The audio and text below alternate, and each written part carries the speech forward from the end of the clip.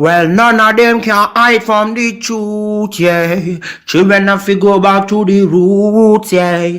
None of them can hide from the truth, yeah. Children have to go back to the roots. I'm telling you now, the truth. Telling you, yeah, the truth, the truth. You have to go back to the roots, the roots. Go to the roots, to the roots. Yeah, man, you know, this is Benjamin out of the Smiling Coast, West Africa, Gambia, representing for the one and only Abu, the big man you don't know, the Soninke warrior, the man that brings the truth, Soninke warrior, the sign of enlightenment, the Soninke warrior, the righteous and the true African. Abu, reveal the truth to them, you know, no matter how them try run from it, because none of them can hide from the truth, yeah. Yes, we have to dig back the roots, yeah.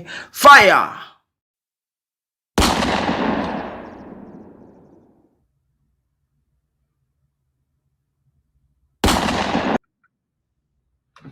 Thank you, ladies and gentlemen. Welcome to the Afridamus Report. I am your host, Afridamus.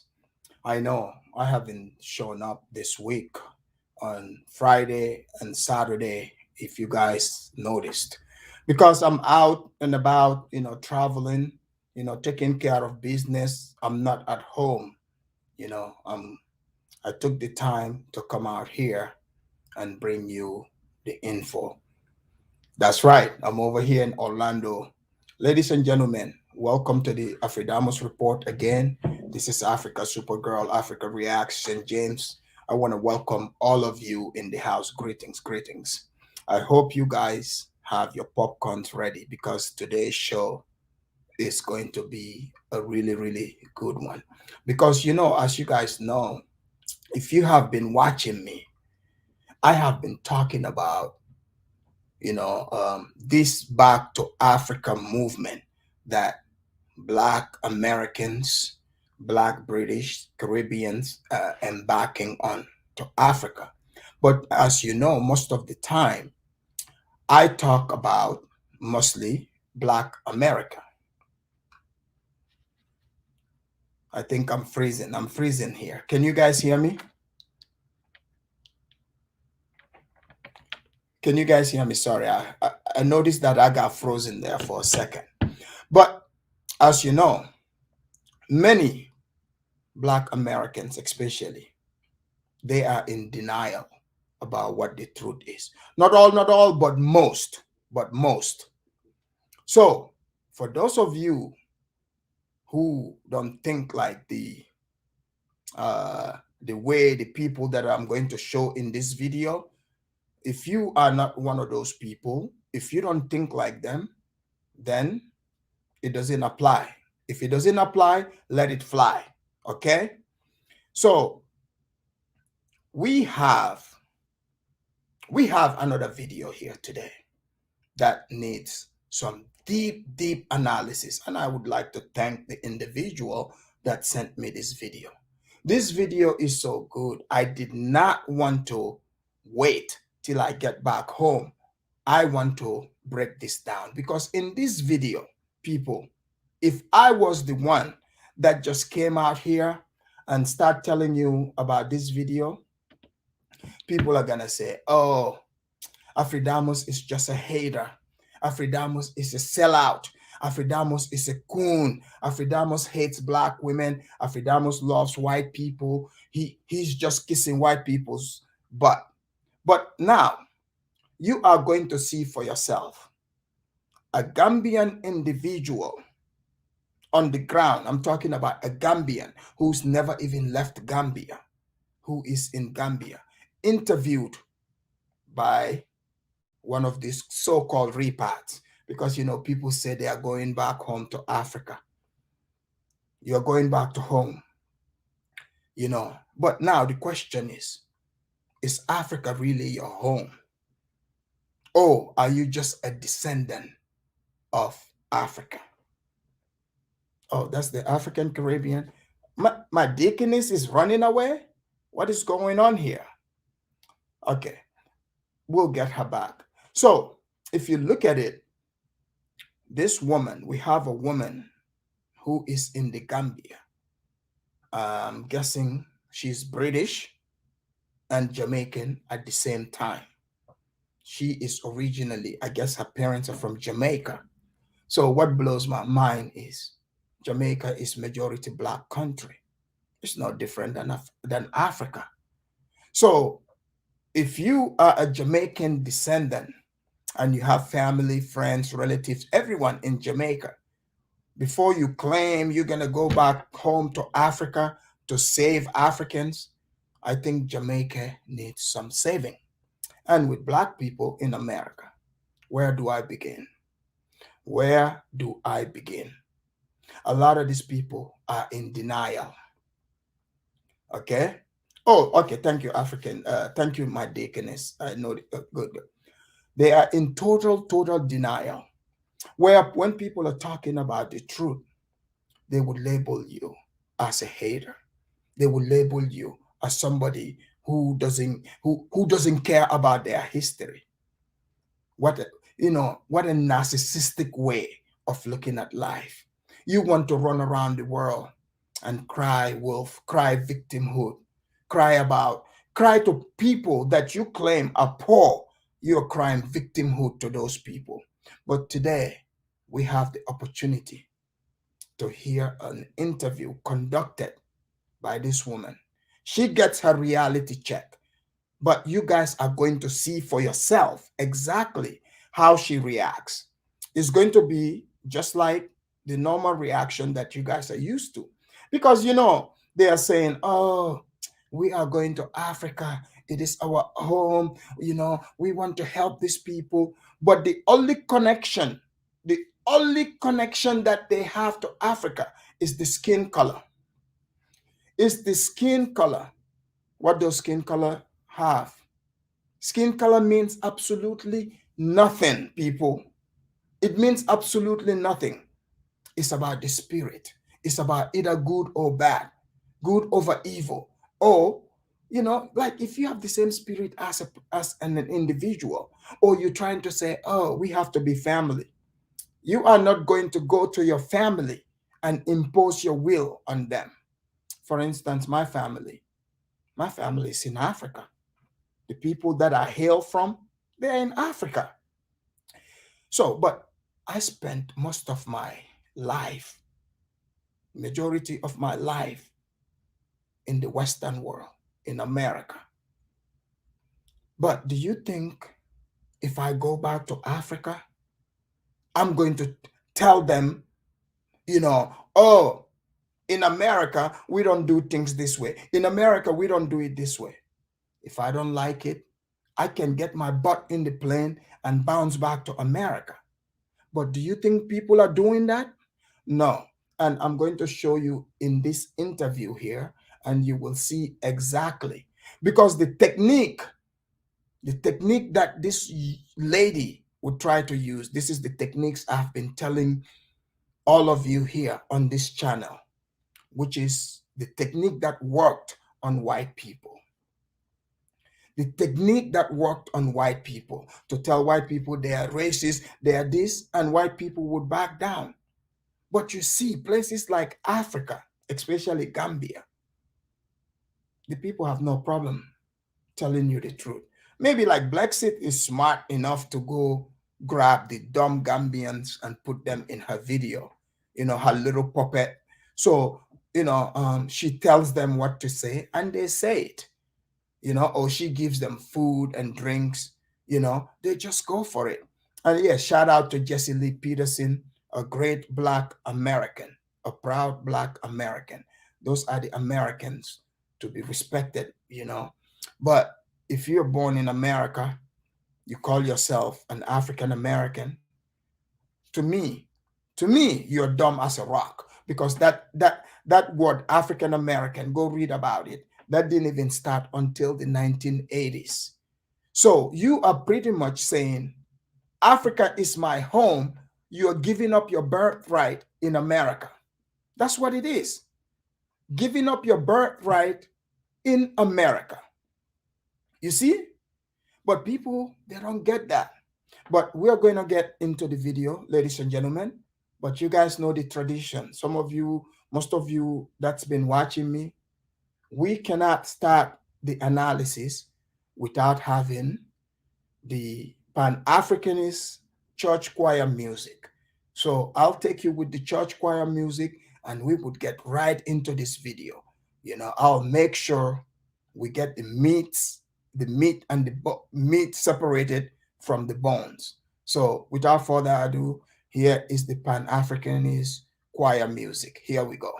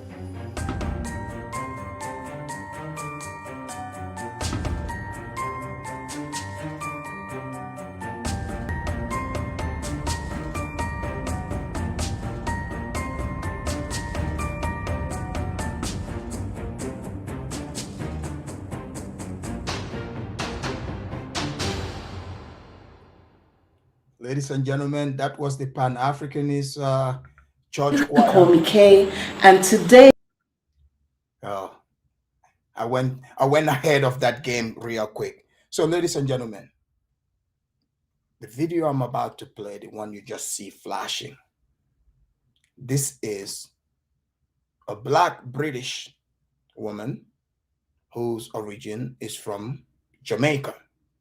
So this woman is in Gambia.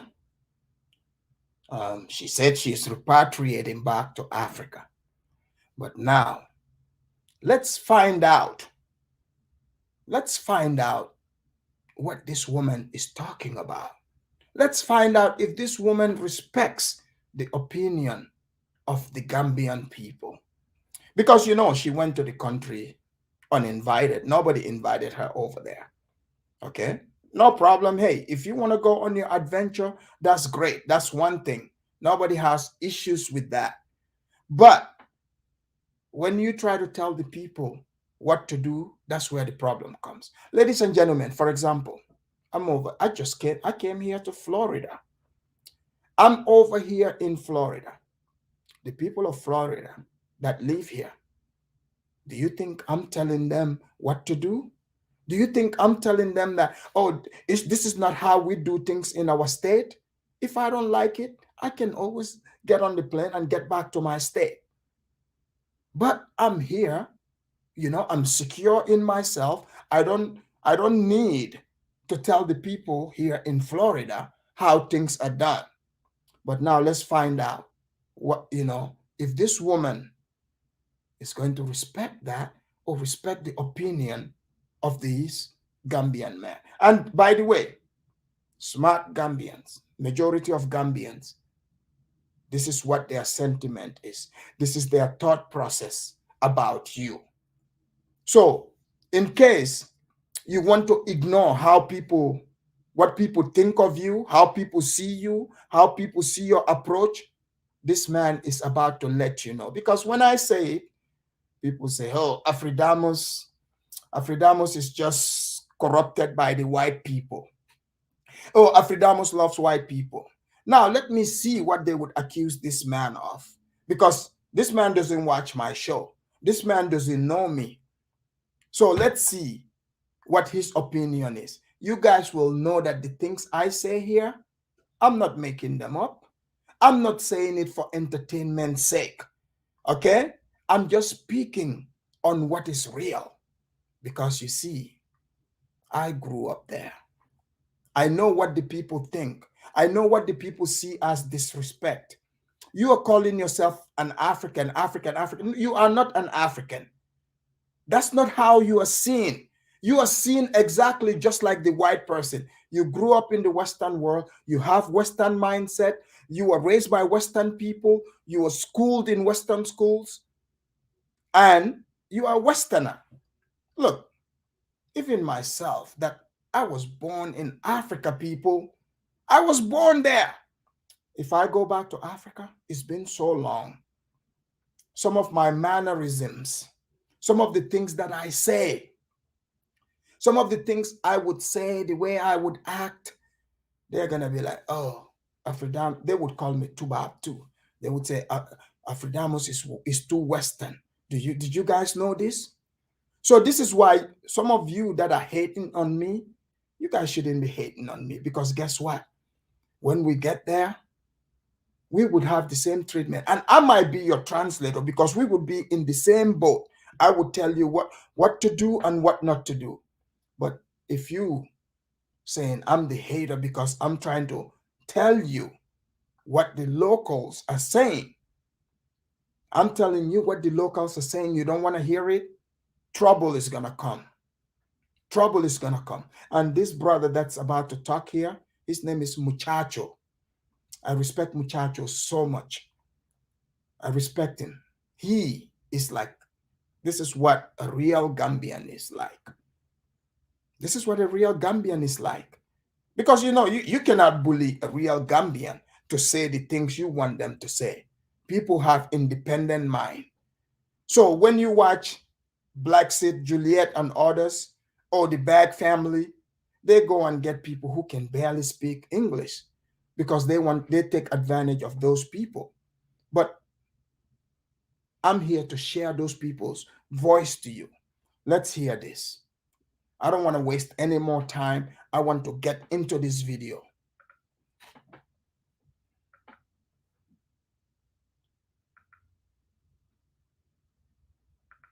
Chacha.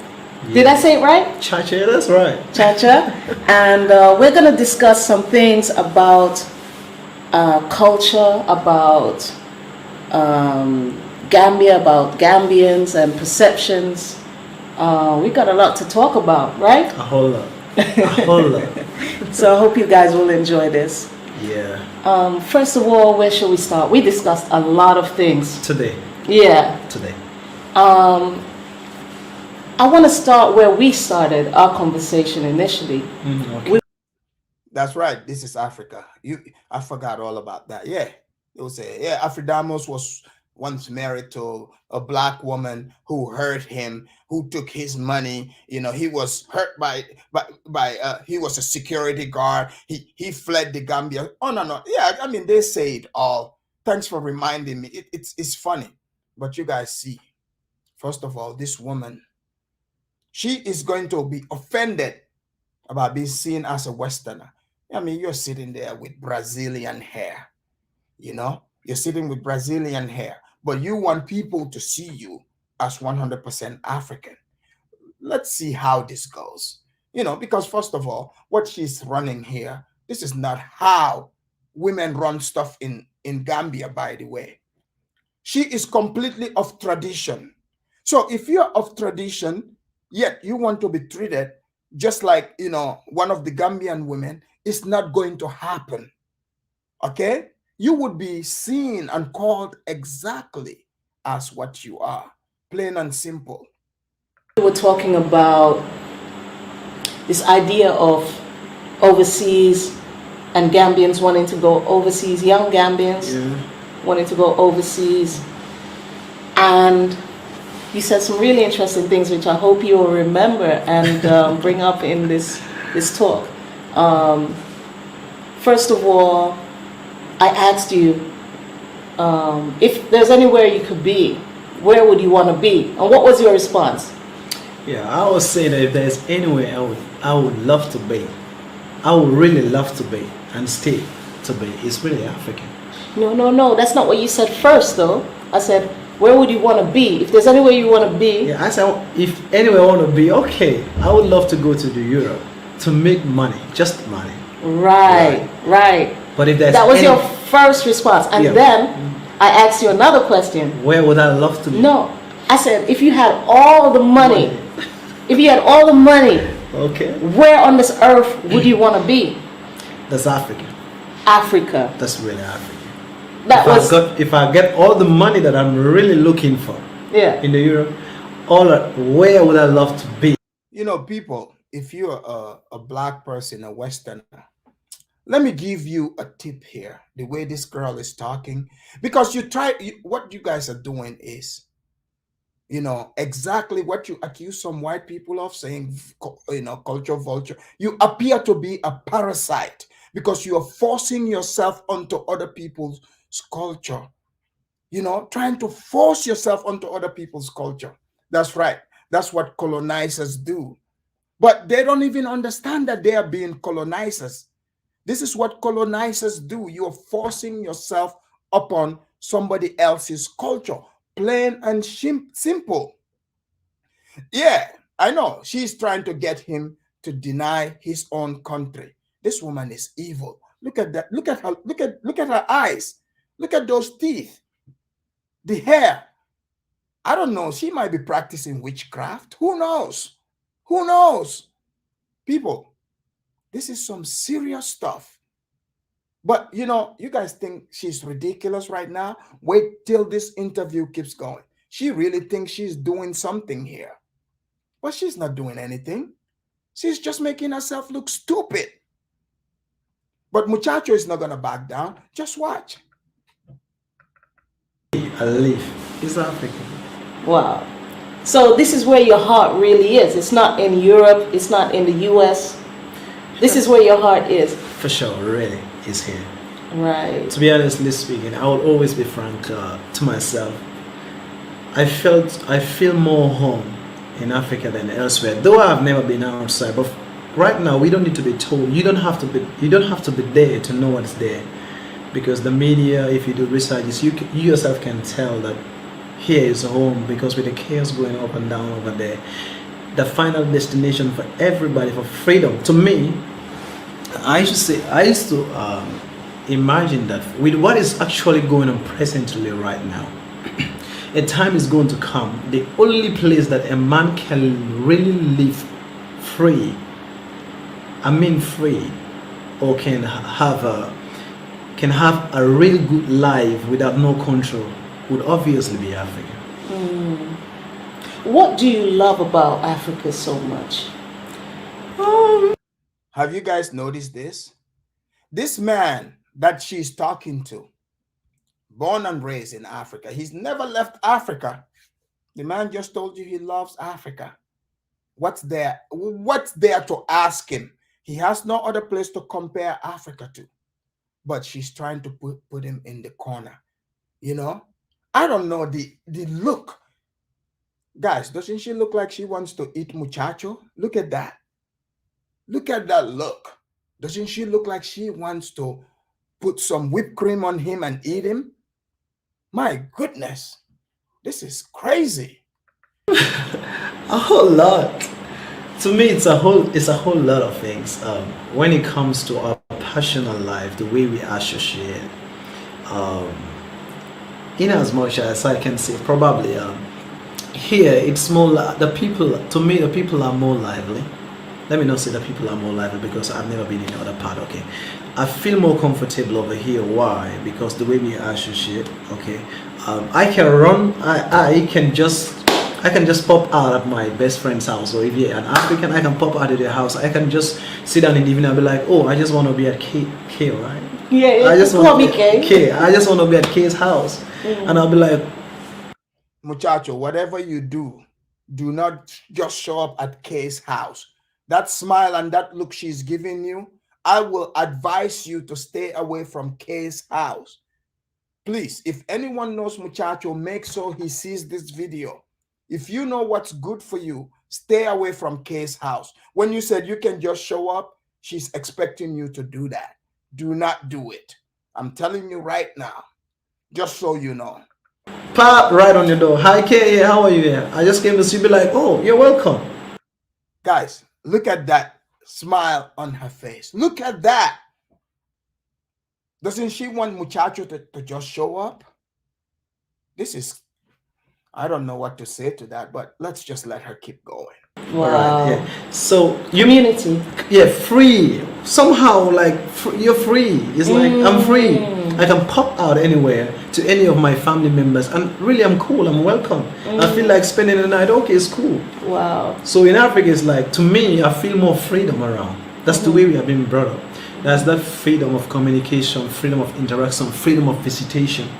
Yeah, it's over here. Really, very good. And one of the things I didn't say, I didn't introduce that you are like a manager here at Garvey Lodge. Yeah. Yeah, you are the man. You're the man here. You make things run. You run smooth. I've been staying here for a couple of weeks now, and Muchacha has looked after me. Anything I need, I just Muchacha. And Church will be there too. Yeah, and through your job, you meet people from everywhere. Yeah, for You look after so many different people. a whole lot. Trust me, it's one of the biggest experience I've ever had. Why I love working here as a manager. Really, I oversee things, and then I have to be, when there's a problem, it's me. When everything is okay, it's me. When the staffs are doing well, it's me. When things start messing up, it's me. And then I have met a whole lot of people. It was a big, it was hard in the beginning, because then I was like, when I come, okay, first time as a manager, I was like, okay, it's all right. I got to just tell the staff what to do, where to go, what to do, what not to do, whatever they need, they come to me. But it was a whole different story, because I started now interacting with different nationalities, different beliefs, and sometimes I will use a word for granted, and it'll be like, no, Chacha, that's disrespecting to me. Yeah, I'm like, no, but that's normal. I say, no, we don't. To them is an insult. So Give me an example. What kind of word? What word have I ever said to one of my guy called Steve?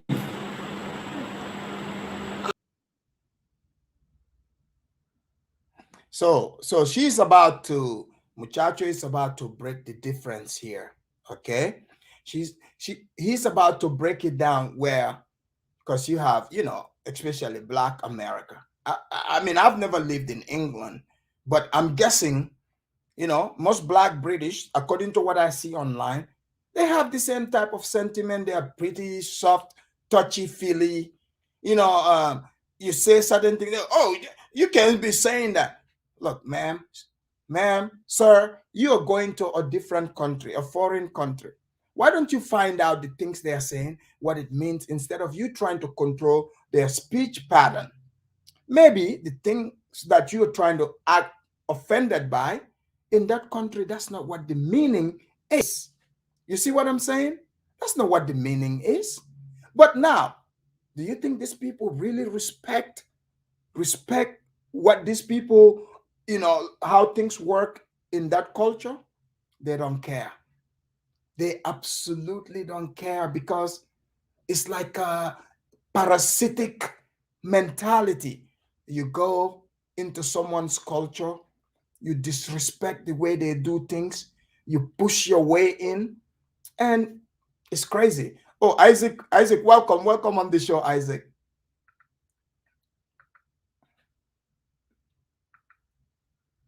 I forgot. Do you remember what it meant? What the meaning implied, or? Yeah, it was just a normal A greeting? Or? Yeah, a normal greeting over here. When you look at, I forget what the word really meant. Hey, come on, boy. Oh. Yeah, I was like, hey. Did you guys see how she's acting? Oh, first of all, look, somebody needs to teach the Black Westerners traveling etiquette. And I keep telling people this, Black people, I keep telling you, instead of hating on white people, you need to go talk to white people and ask them, hey, white people, man, I see you guys going to Africa. How do you guys get along with those people over there in Africa? How do you guys do it? And they will tell you, because a white person is not going to come to Africa and start getting offended by the way they say things. You have to ask them, what is the meaning of this? But hey, it's like the victimhood Olympics, as usual. The victimhood Olympics. Who would have thought?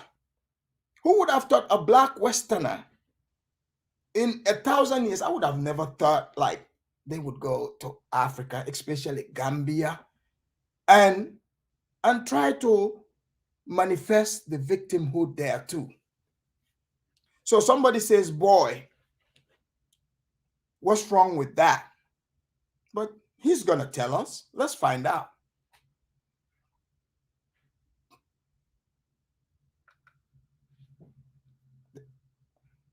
Hey, come on, boy. He was like, what?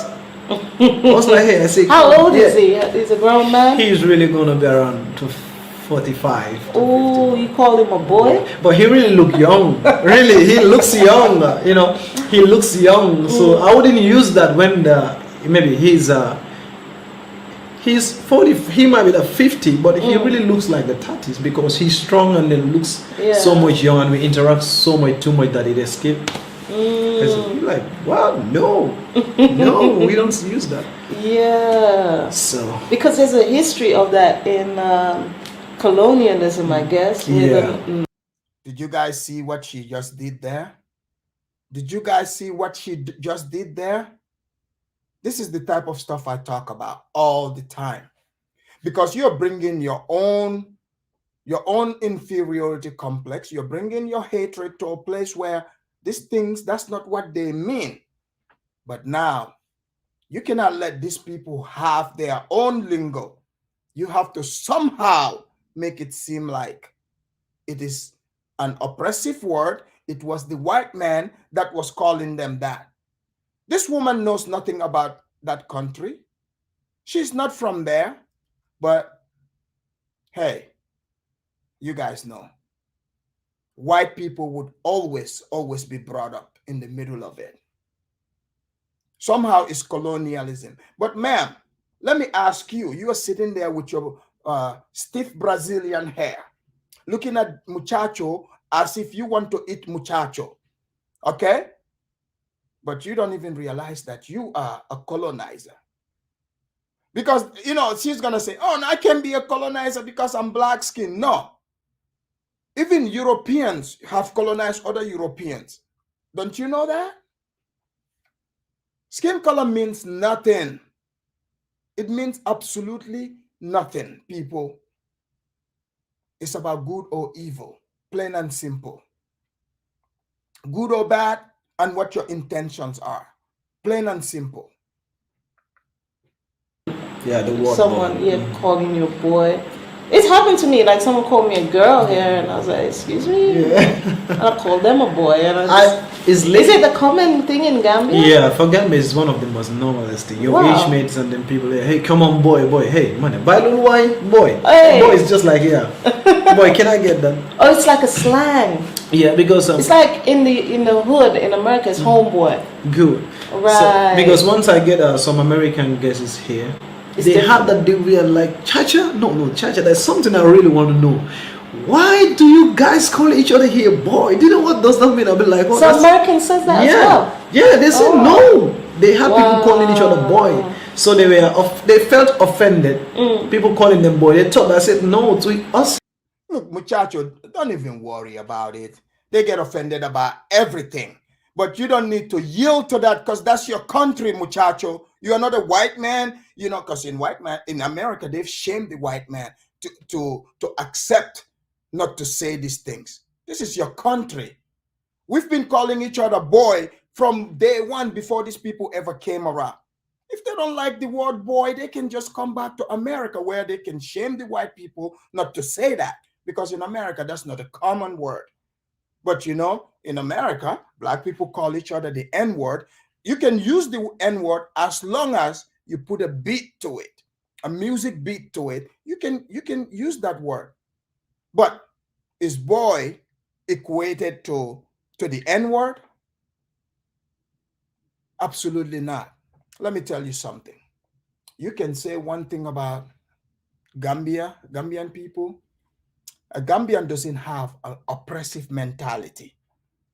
Just because you think this person is living with no electricity, for example, I know Muchacho is doing good, but there are people, they don't have a lot, but self-esteem, self-esteem is everything. Yes, African Caribbean, you're right. She's not American, but she's trying to present herself as that. And also, though, to be fair, is African Americans, people that call themselves African American. I say Black American because if you're born in America, raised in America, you are an American, just happen to be Black. But calling yourself African American, that's pretty dumb. That's stupid. You're giving up your own rights. Okay? Hey, look, let me be real with you. First of all, if I meet someone, I meet you, the country where you were born, you are not even willing to give your loyalty to that country. I don't like, I cannot trust you. I cannot trust you. It's just the same thing. People that say, oh, I love God, but they hate their own father. How can you hate your father that you're seeing and claim that you love God that you've never seen? I cannot believe that. So if you cannot love America, the only place that you know, now all of a sudden you said you're coming to this place, oh, you love that place more than the people that are there, you are a ridiculous person. Plain and simple. If people don't tell you that, I will tell you. It's ridiculous. Because how does this even make sense, people? Can you please tell me how this makes sense? This is blowing my mind. Amazing.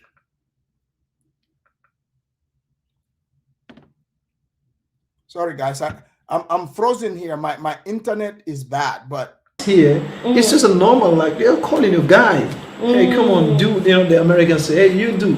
Yeah, do. We're like, yeah. No. I said, like, if you say that, we don't even know what does that Right. mean. So we're like, come on, boy. Culture. Hey, girl, come on, sis. Culture. Yeah, you know. So they always call the guy, hey, sis. so guess, yeah, you're right, St. James. In New York, they said, hey, what's up, son? What's up, son? Oh, so you're supposed to be, you're a grown man. Imagine, I'm a grown man. Somebody calling me son. Don't you think I'm supposed to be offended? But this is a group of people who've heard people call each other son, shorty. Okay? Now you go into a culture, you're seeing the people calling each other boy, and it's no big deal. You don't see anyone getting offended. It doesn't really mean what you think it is, but you're saying you're offended in somebody's land. People, no, seriously, think about this. Does this make sense to you? Does this make sense to you? Okay? This doesn't make sense. It doesn't make sense to me, for sure. I don't know, the look on this girl's face. I mean, I'll try to finish this video without looking at her face. People, really, I'm trying hard, but she's making this hard for me, for real. She's making it hard. You know, these faces that she's making. So there's a lot of, you'd say, between repats and Gambians, there's a lot of miscommunication, misunderstanding. Always. We don't always understand what we're saying to each other and what it means, how it impacts another. And you've been kind of this diplomatic person who's able to see on both sides, but not all Gambians can do that, and not all foreigners can do that. No. And there's this thing you talked to me about today, which I want to bring up, and it's about being African and what people perceive African as, but when they actually come, are they really African? Yeah, that's Okay, you guys see, let's see. Tonight just said, seriously, comparing, Black Americans, he's saying African American, but I say Black Americans, with the white Americans is clearly wrong-headed. Their so-called country treats them bad. You know, Tonight, if you were someone who have ever been to America, I would engage you in this conversation. But someone who's never stepped foot in America, why would I care about what you think of America? Seriously. You have no idea what you're talking about. Why would I care about your opinion about this lovely country, these beautiful white people? Why would I care about what you're saying about them? You know, if I say black people, comparing them to white people, that's a compliment. Don't you get that? That's a compliment. Because white people created the greatest country on this side of heaven. Name one country that is greater than America. I'm waiting. Name one country that's greater than America. So if I compare you to those people, that should be a compliment. But somebody who's never been to America, he is swallowing this hook, line, and sinker, and he's repeating the same thing. He's never been to America. He doesn't know what goes on in America. He said, oh, the country treat them terribly. Okay, if it's skin color, I'm black. I'm black as the ace of spades. How come I don't feel the same thing? How come I'm not seeing the same thing happen to me? And I don't see it happening to all blacks, only the criminal ones. Yeah. Because this, you don't get it. The people they are trying to tell you about, you know, maybe things that happen in the news. And you see, they would even tell you about, oh, this happened to so-and-so. But let's go look at the scenario. Let's go look at who this so-and-so is. Let's look at their record. Let's look at what they were doing. Let's look at that. But people want to pretend like, oh, these people they are talking about, these people were just sitting in their car reading a Bible. Oh, they were going door to door talking about Jesus. And then the white policeman is like, oh, I hate black people talking about Jesus. And they come and shot them. And by the way, to shooting black people in America by cops is not as common. Let me tell you that. If you don't believe me, you guys remember I told you about why you should avoid gas stations in certain hoods.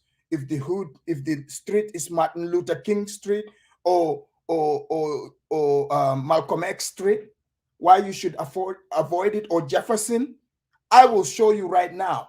In fact, I will pause this video. I will show you why you should avoid gas stations where mostly black people congregate at. Here we go. Hold on.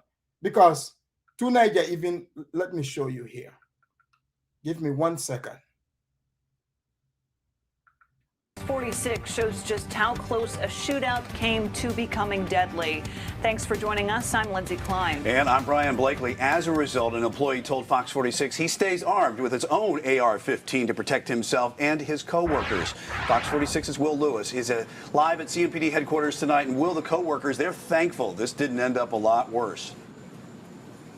Yeah, they sure are, Brian. You saw in that video, one man had to jump out of the way of a bullet, and an employee tells us that a bullet almost punctured a gas line. And that same employee we spoke to says this needs to stop. This is how the interaction between two groups ends as gunfire erupts at the pumps of the B&K Gas and More store on Glenwood Drive in Charlotte. To be honest with you, I was in the Egyptian army, so that was nothing. But let's rewind how it all started on August 6th. A group of men walking towards the store get into a verbal altercation with men in a car at a gas pump. Check this out. One of the men pulls out a long gun, either an AK-47 or AR-15, ready to fire. The man puts the gun away and then speaks to the men in the gray car. Assistant manager Mohammed Abdel Raham says, unfortunately, he's seen this before. There have been 5 robberies on me. One put AR-15 on me at night, and the other put the firearm on my head. Inside the store, surveillance photos show what appears to be an argument. One group walks out and towards the back of the parking lot. Then the next group. Just as the 3 men approach the car, shots are fired. And one so close, you see the man in a white t-shirt jump out of the way before hitting the ground. I tried to be hidden behind that wall in order to avoid the bullets. Then I pulled the panic button. And it was 2 groups shooting back and forth at each other.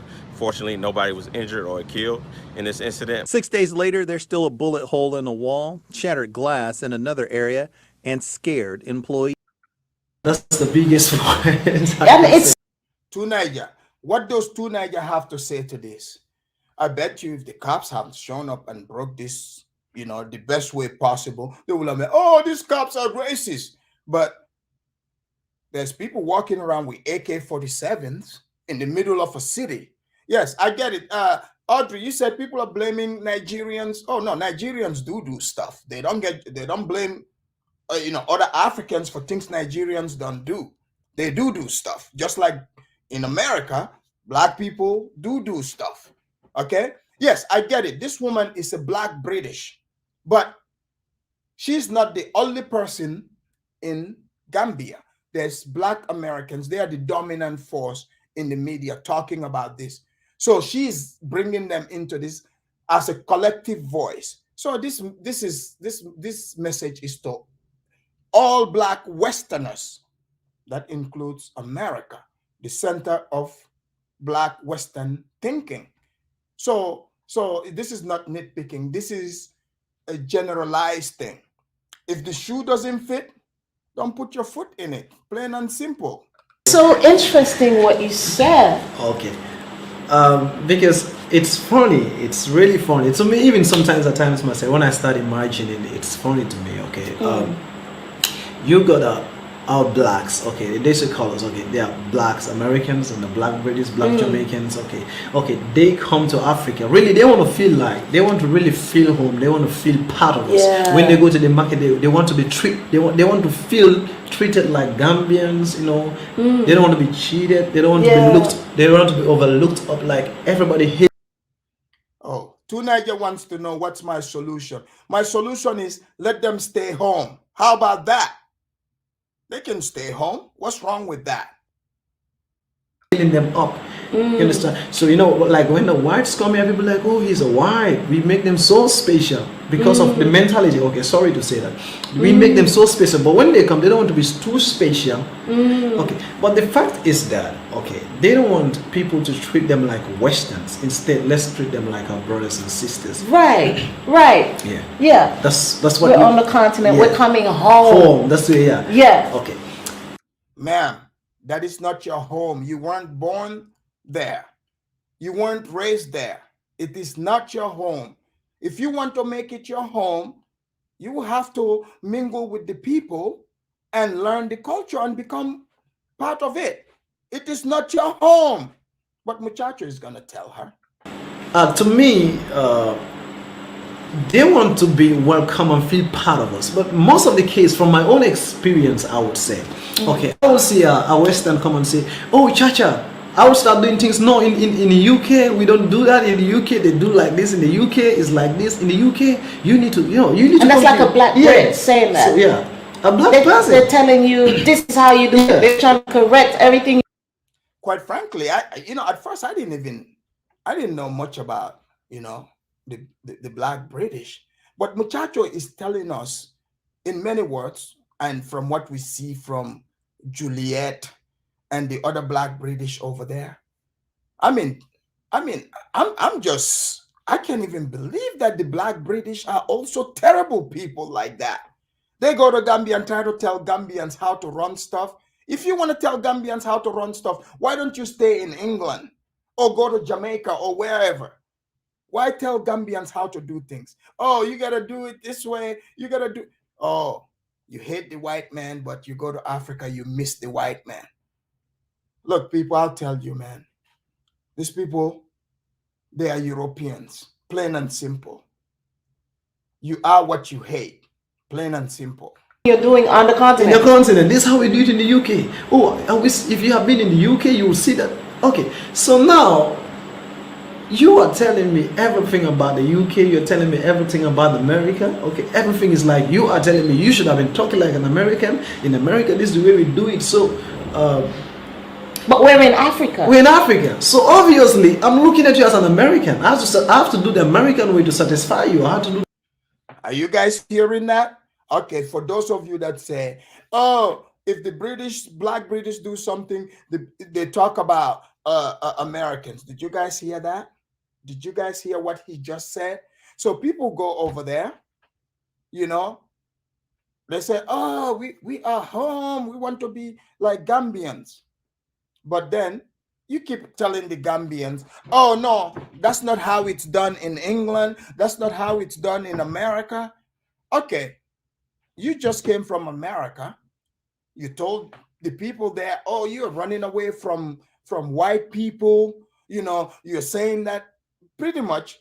Now, you came in as a refugee because you see, when you go to a country and you tell that country that you are coming from a place because it's bad things are happening, that means you are a refugee. But now, a refugee must know their place. A refugee must not tell the natives of a country how to run things, because you are running away from your country to get there. Like, oh, they're gonna say, oh, Afridamus, you ran from Gambia. No, when I came to America, people, the white people were happy to see me. The white people, in fact, they were the ones that invited me to America. When I walked in, they said, welcome home. Welcome home. This is what they told me. This is from white people, by the way. Those of you that are saying white people are so racist, it was white people that said to me, welcome home, Afridamus. Back then, they didn't call me that, but eventually, you know, I got the title. But it was white people. But do you think I told those white people, oh, no, this is not how, you know, pizza is made, you know, where I come from? Do you think I'm telling them, oh, no, this is not how they make chicken over there? No, that's not what I was doing. I was just enjoying the chicken. I would go home and cook my chicken the way I want to cook it. But no, not these people. These people just want to come to these countries and tell the people how to live their lives. It's ridiculous.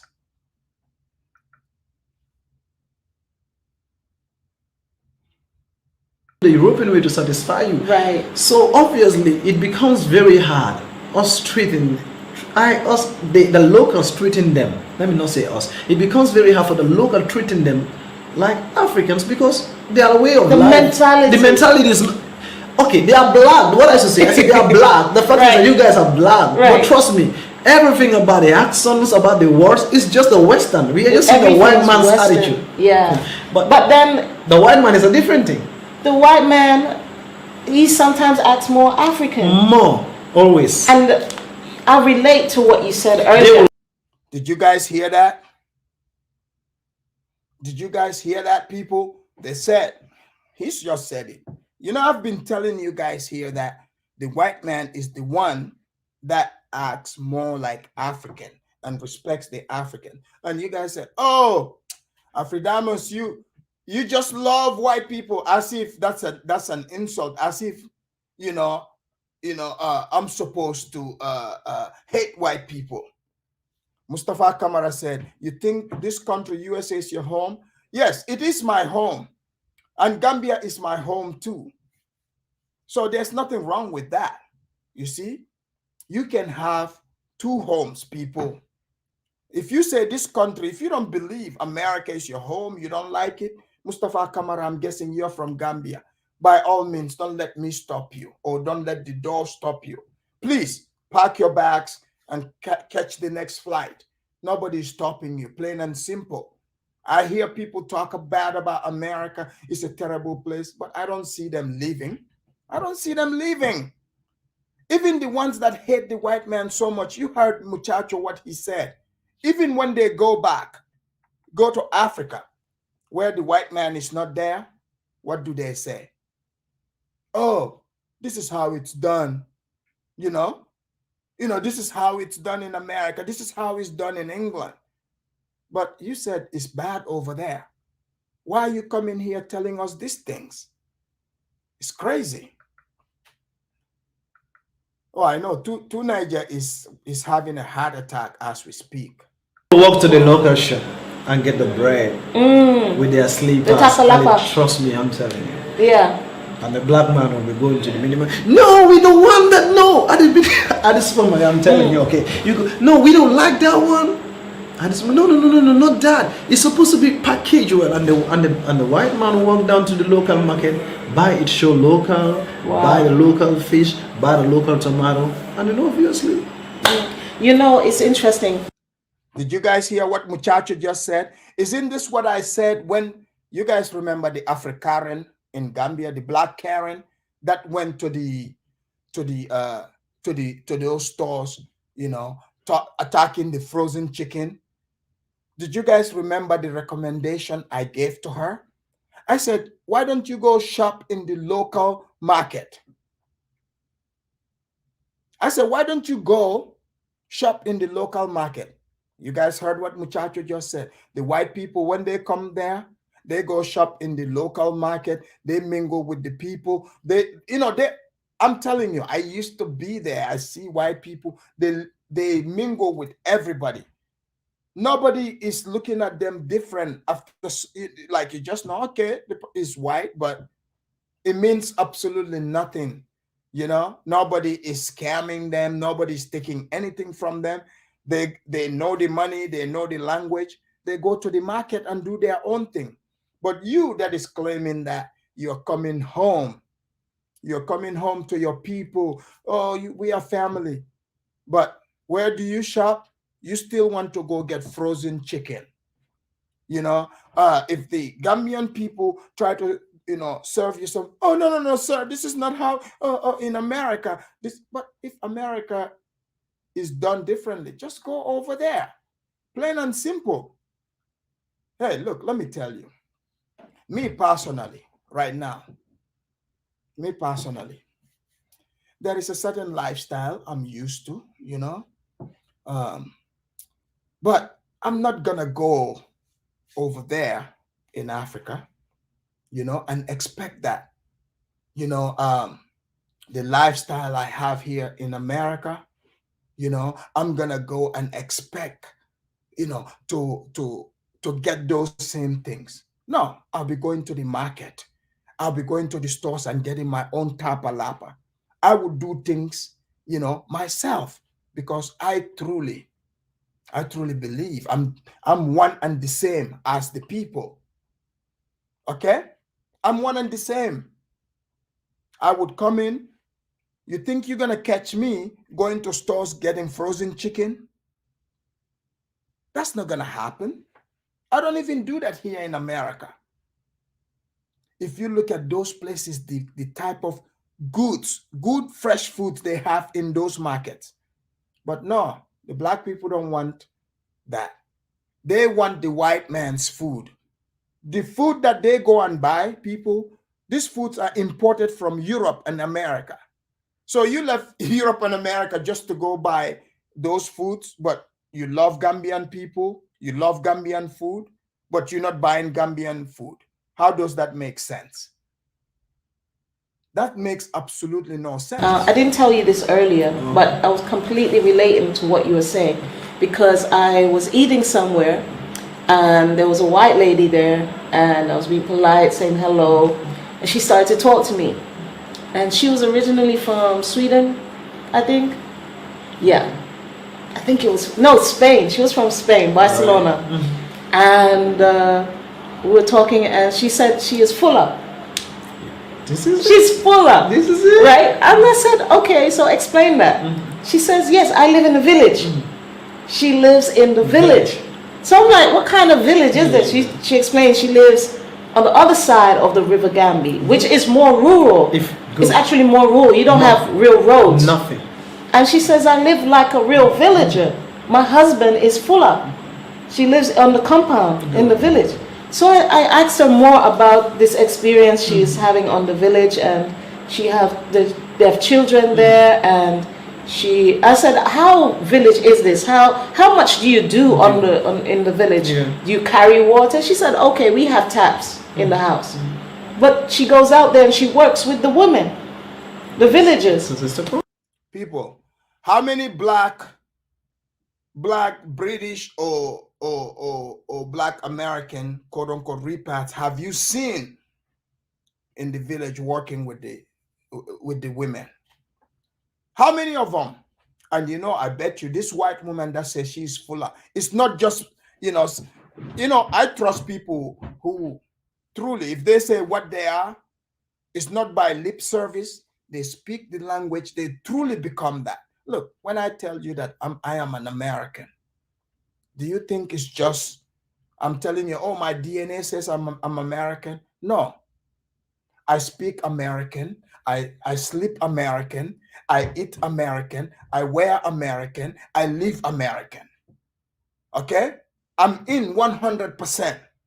So if you say you are a Fuller, you should speak Fuller, eat Fuller food, act like Fullers, and do things with the Fullers. Plain and simple. But it's just my DNA said I'm a Fuller. I'm Fuller. Okay, I see some of them. They say I'm Fuller. I'm Yoruba. I'm Ashanti. I'm Kikuyu. I'm like, man, how did you belong to all these tribes? Like, I mean, come on, like, you guys heard in my introduction, it says I'm the true African, but I only belong to one tribe. How did you belong to all these tribes? Some of them, I bet you, now that this video came out about Himbers, pretty soon we would find out. Some would say they are related to the Himbers. People, watch this. Know that I'm the first one that's telling you this here. Seriously, they would say they are related to the Himbers. Watch. It's coming. And what you were telling me now is how willing are repats Ready. to submerge ourselves in the full experience of what it is to be Gambian, what it is to live in a village and work in a village and be a villager.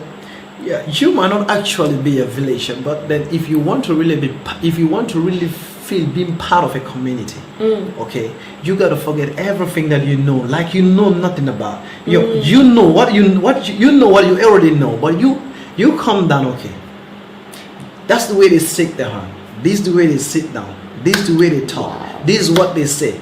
Okay, don't feel offended by their words, because as I say, people, there are things that are nationally accepted, internationally is wrong. There are things that as a Gambian words, they can speak those words. Okay, there's a way a British guy will speak to a Gambian African, we will feel offended because the word is a big no, while to you guys is accepted. Okay, the Westerns, the white people mostly, when they come, I will tell you what I see, all right? Because even like the school that I... Oh, those of you that are saying, Afridamus, you don't have a full American accent. You guys really don't know what makes one an American. Let me tell you, in America, we have all different kinds of accents. Don't you know this? We have different kinds of accent in America. Where do you think I got this accent from? You think I came from Africa with this accent? I got this accent here. So those of you who don't know, you don't understand, okay? There is different kinds of accents in America. There's the Hispanic accent. There's accent like mine. Nobody can put a finger on it. You don't know where it came from, okay? There's different accents, but everyone is American. So you guys don't know what you're talking about. This is what I'm talking about. You have to open your mind to understand what you're talking about. But because you watch so much TV, you watch CNN, MSNBC, you guys think that's how everyone in America talks. That's not how everyone talks. Come on, man. There's different types of American accents, and this is one of them that I'm using here. I went to where I learned the school. It's a white.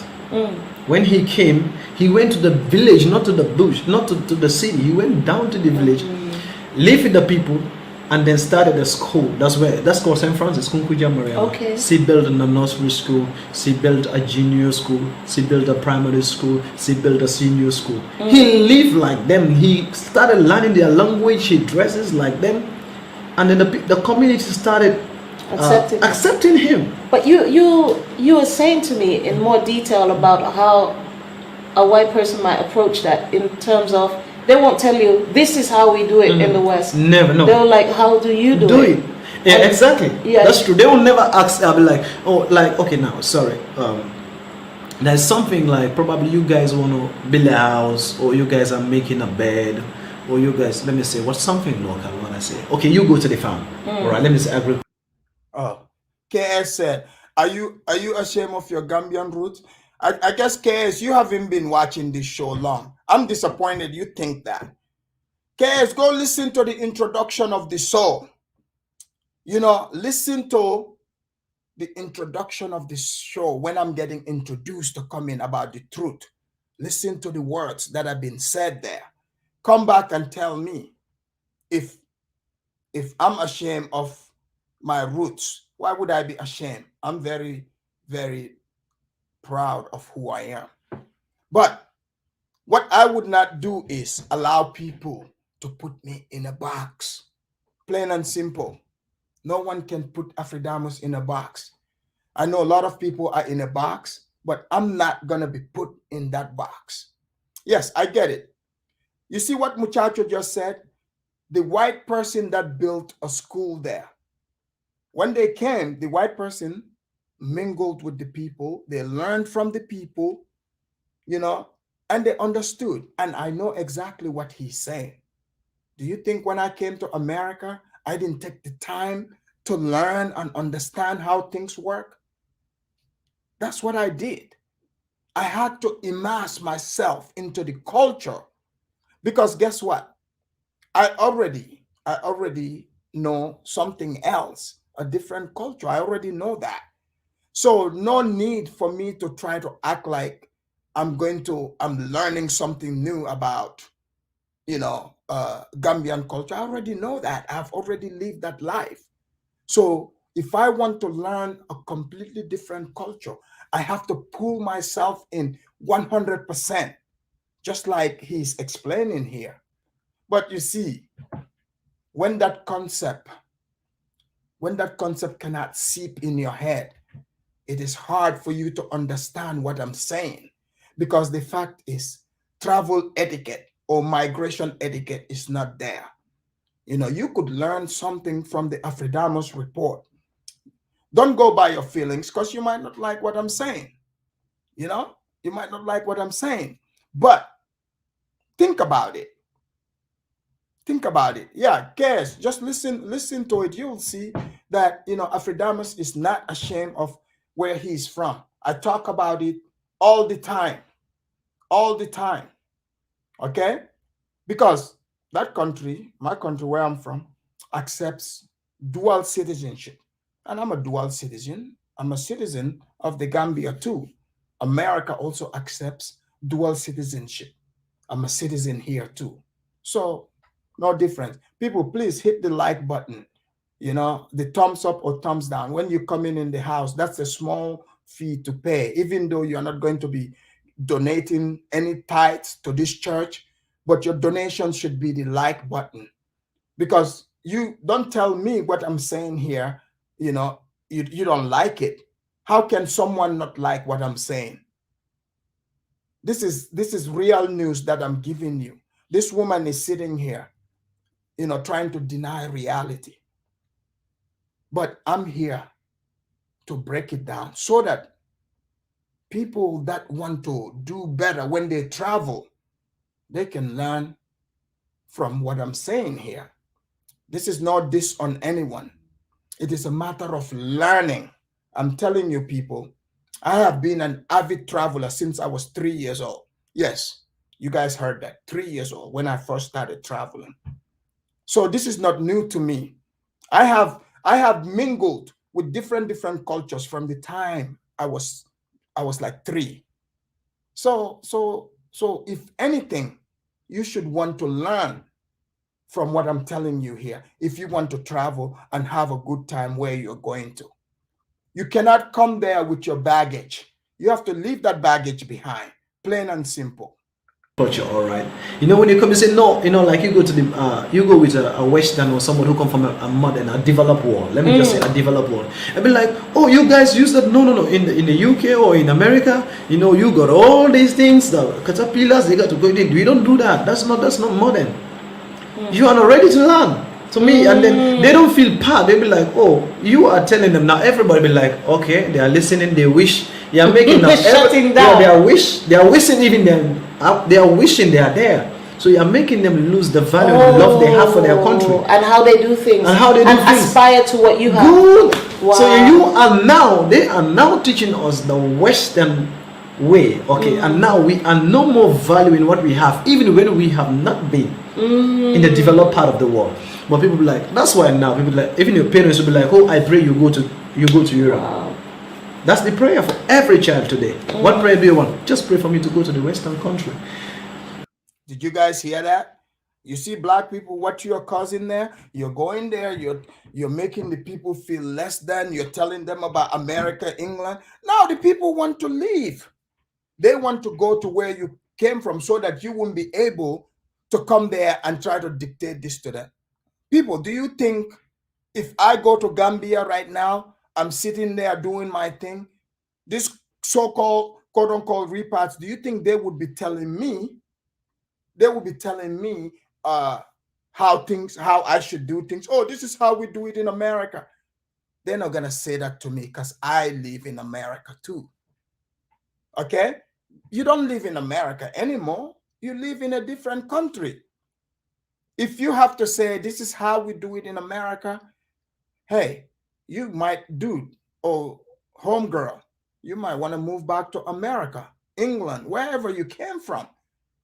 Even me that's sitting here, if I start telling white people or anyone, oh, this is not how we do it in Africa.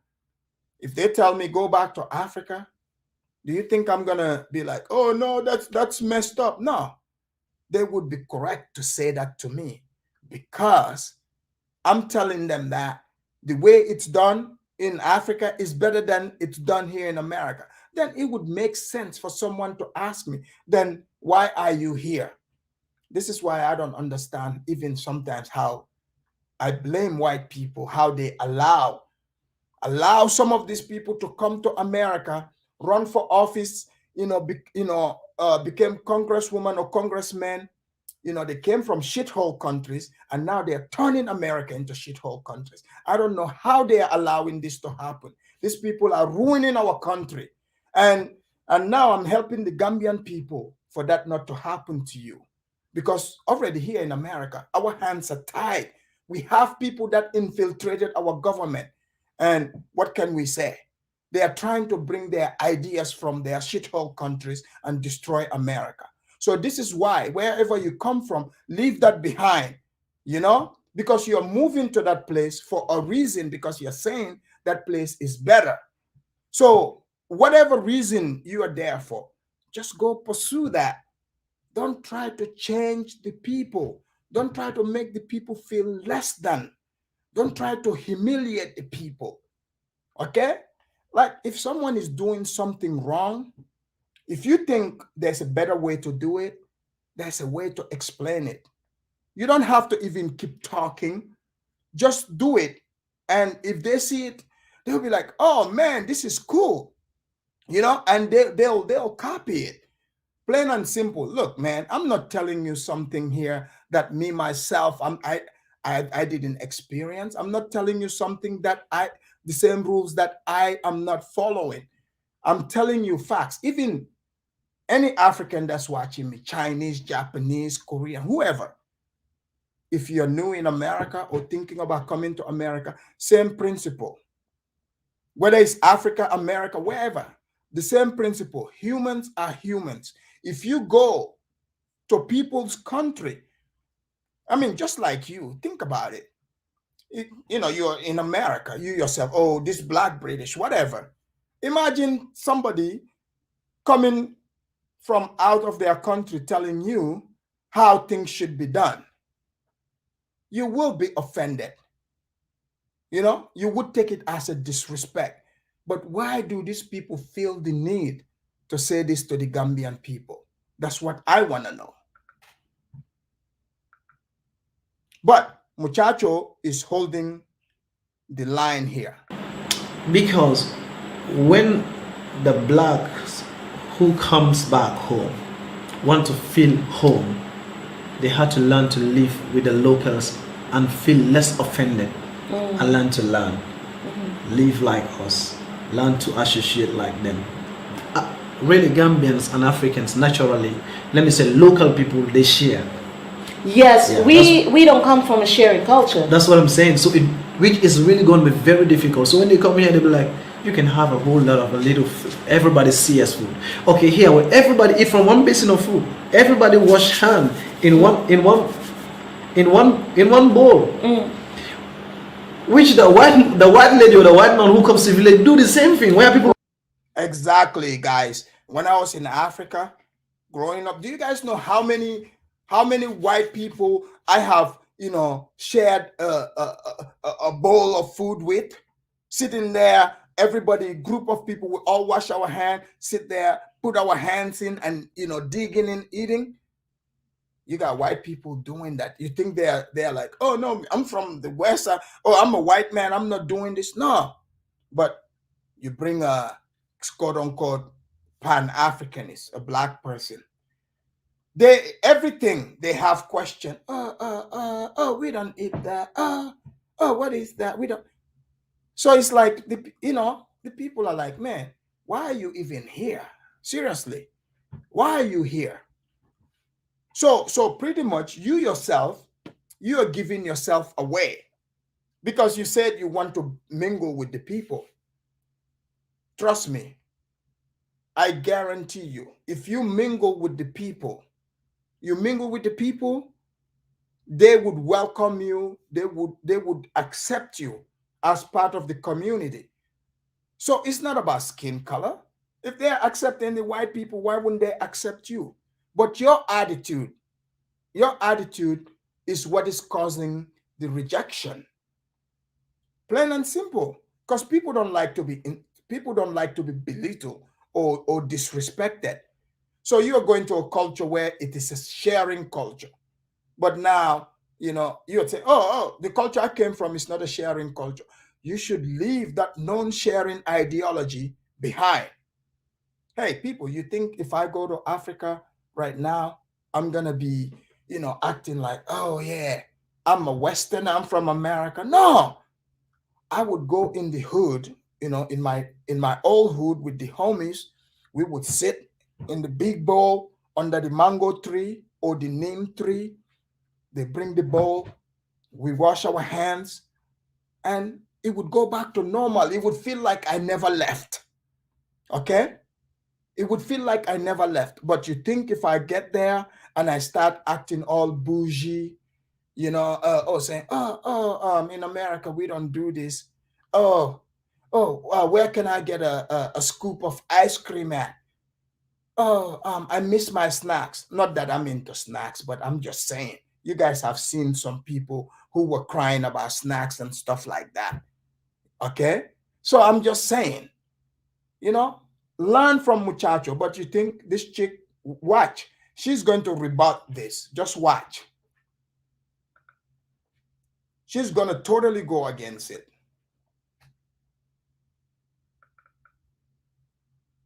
wash their hand, they come on, they wash their hands. Wow. Before they do things, they make sure what people do is what they do. They just follow and they're quiet, they're silent. When people sit down and they give them the chair, trust me, they will sit on the floor. Wow. It happens. They come with an open mind to learn. What you're being told always, whether it's from a Western, whether it's from your parents, is that the Western way is the best way. Always, yeah. Yeah.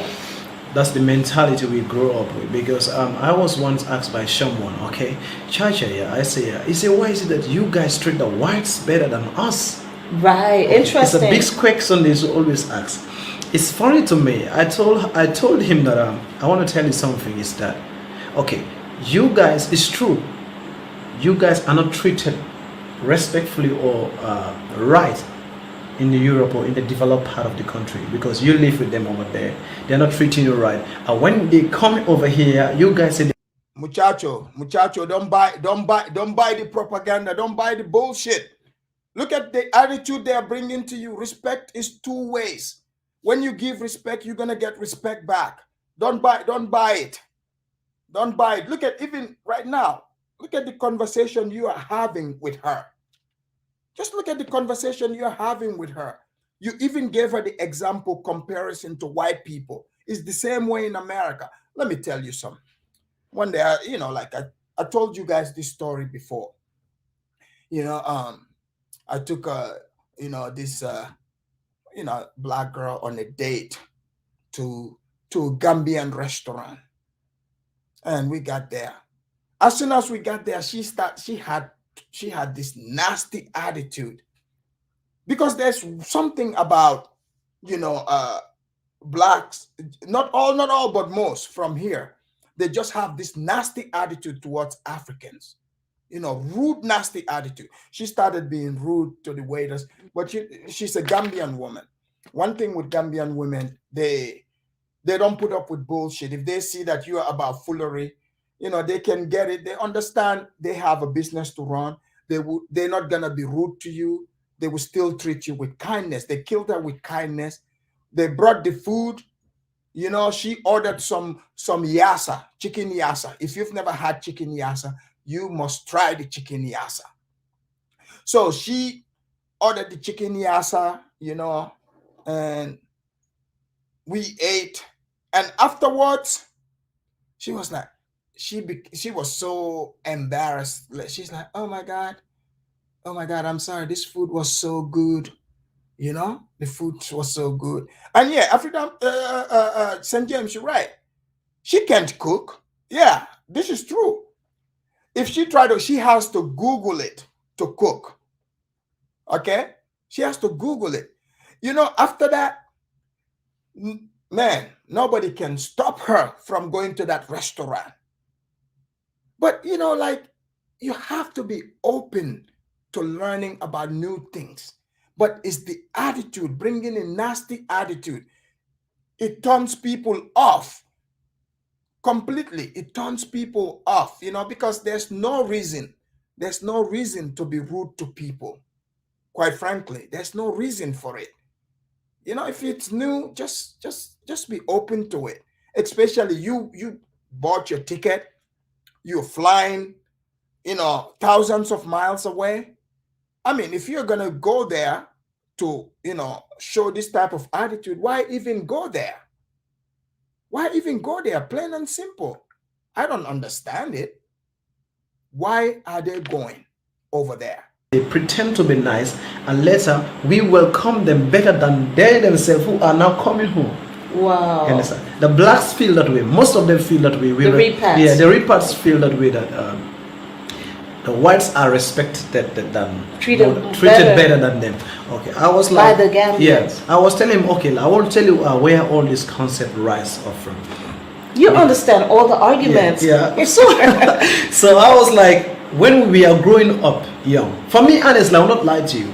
There's something I'm going to tell you. For me to really know that blacks from the Europe really helps blacks is when I started working here. Right. And that's just 4 years ago. I really never know it. Yeah. Before, I don't even know that blacks can come and then no, I was thinking it is always the white. So in those days, what I told them, where everything begins, why is it that the people look at them differently? And I always say what the concept of the Gambians are to us. Okay, a white man would walk to just come from nowhere and be like, oh, I like that little, like, you are dirty, you live so local, be like, and they will always pick the one who is nothing. Oh, I like you. How is your mom? Where do you live? I want to know your parents. And they'll come, okay, we saw him on the road, we like him. They come to the parents, okay, that's that's your daughter. Yeah. Okay, we would love to pay his school. Okay. They know nothing about it. They will pay.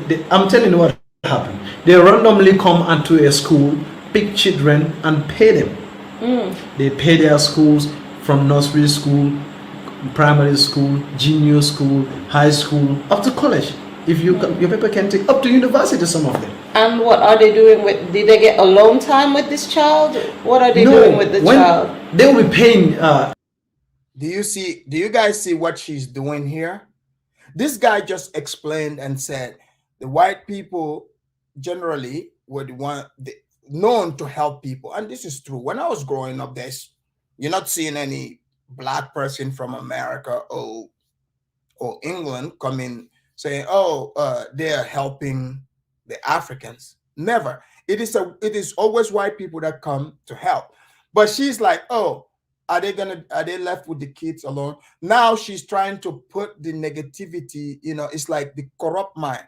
It tells you, the things that you think about, that's what's on your mind. This is how you would act. So now she is going to try to sexualize this to make it seem like this is happening. Now, this woman, you see, this is the problem. When they start talking about this predatory stuff, trying to make it seem like, you know, people's kids are getting molested, you better remember there are people who are grown up who they're adopted by white people. None of this stuff have ever happened. There are people who white people pay their tuition. They're around white people. They're hearing you say these things. So you're disrespecting a bunch of Gambian families who were helped by white people. So you're saying that these people had to be, she's trying to imply that they are being sexually abused or, you know, being, you know, something sexual. This is disgusting, people, for real. This is disgusting. And by the way, I think somebody gave me a scoop and said, you guys remember that, I don't want to say exactly what it, but you know, you guys remember the tourism thing that has to do with children they showed in the UK media. I don't want to say it because YouTube seems to enjoy, you know, applying strikes to my video. But somebody told me Blacksit, the Juliet people, she was the one that secretly sent that information to that UK media. And I did my digging. I found that this woman never shies away from the media. Even in the UK, she's totally embedded in it. So it totally makes sense because we've never had these problems over there in Gambia until they showed up. Seriously, Gambia has never been in the media like that until they showed up. So it makes sense. Now she is sitting there, you know, it tells you, Gambian people, I want you to pay attention to how most of these people look at us and our families. This is how they see us. They think we are just, you know, helpless animals that white people can just come and abuse our children, you know, because they hate white people so much. They think white people are evil. Every white person is evil. So because they don't have it in them, not all, but most, they don't, because they don't think people have the heart in them to do good for people without expecting anything in return. But you guys see how she's looking at Muchacho. And Kes, you're right. They might need to get a room already. But I'm just telling you, we've never had this type of publicity, you know, fake publicity, you know, brought on that country until the black seed is there. All of a sudden, the UK, you know, these people are the people that even published that, they never even stepped foot in Gambia. I called that news media people.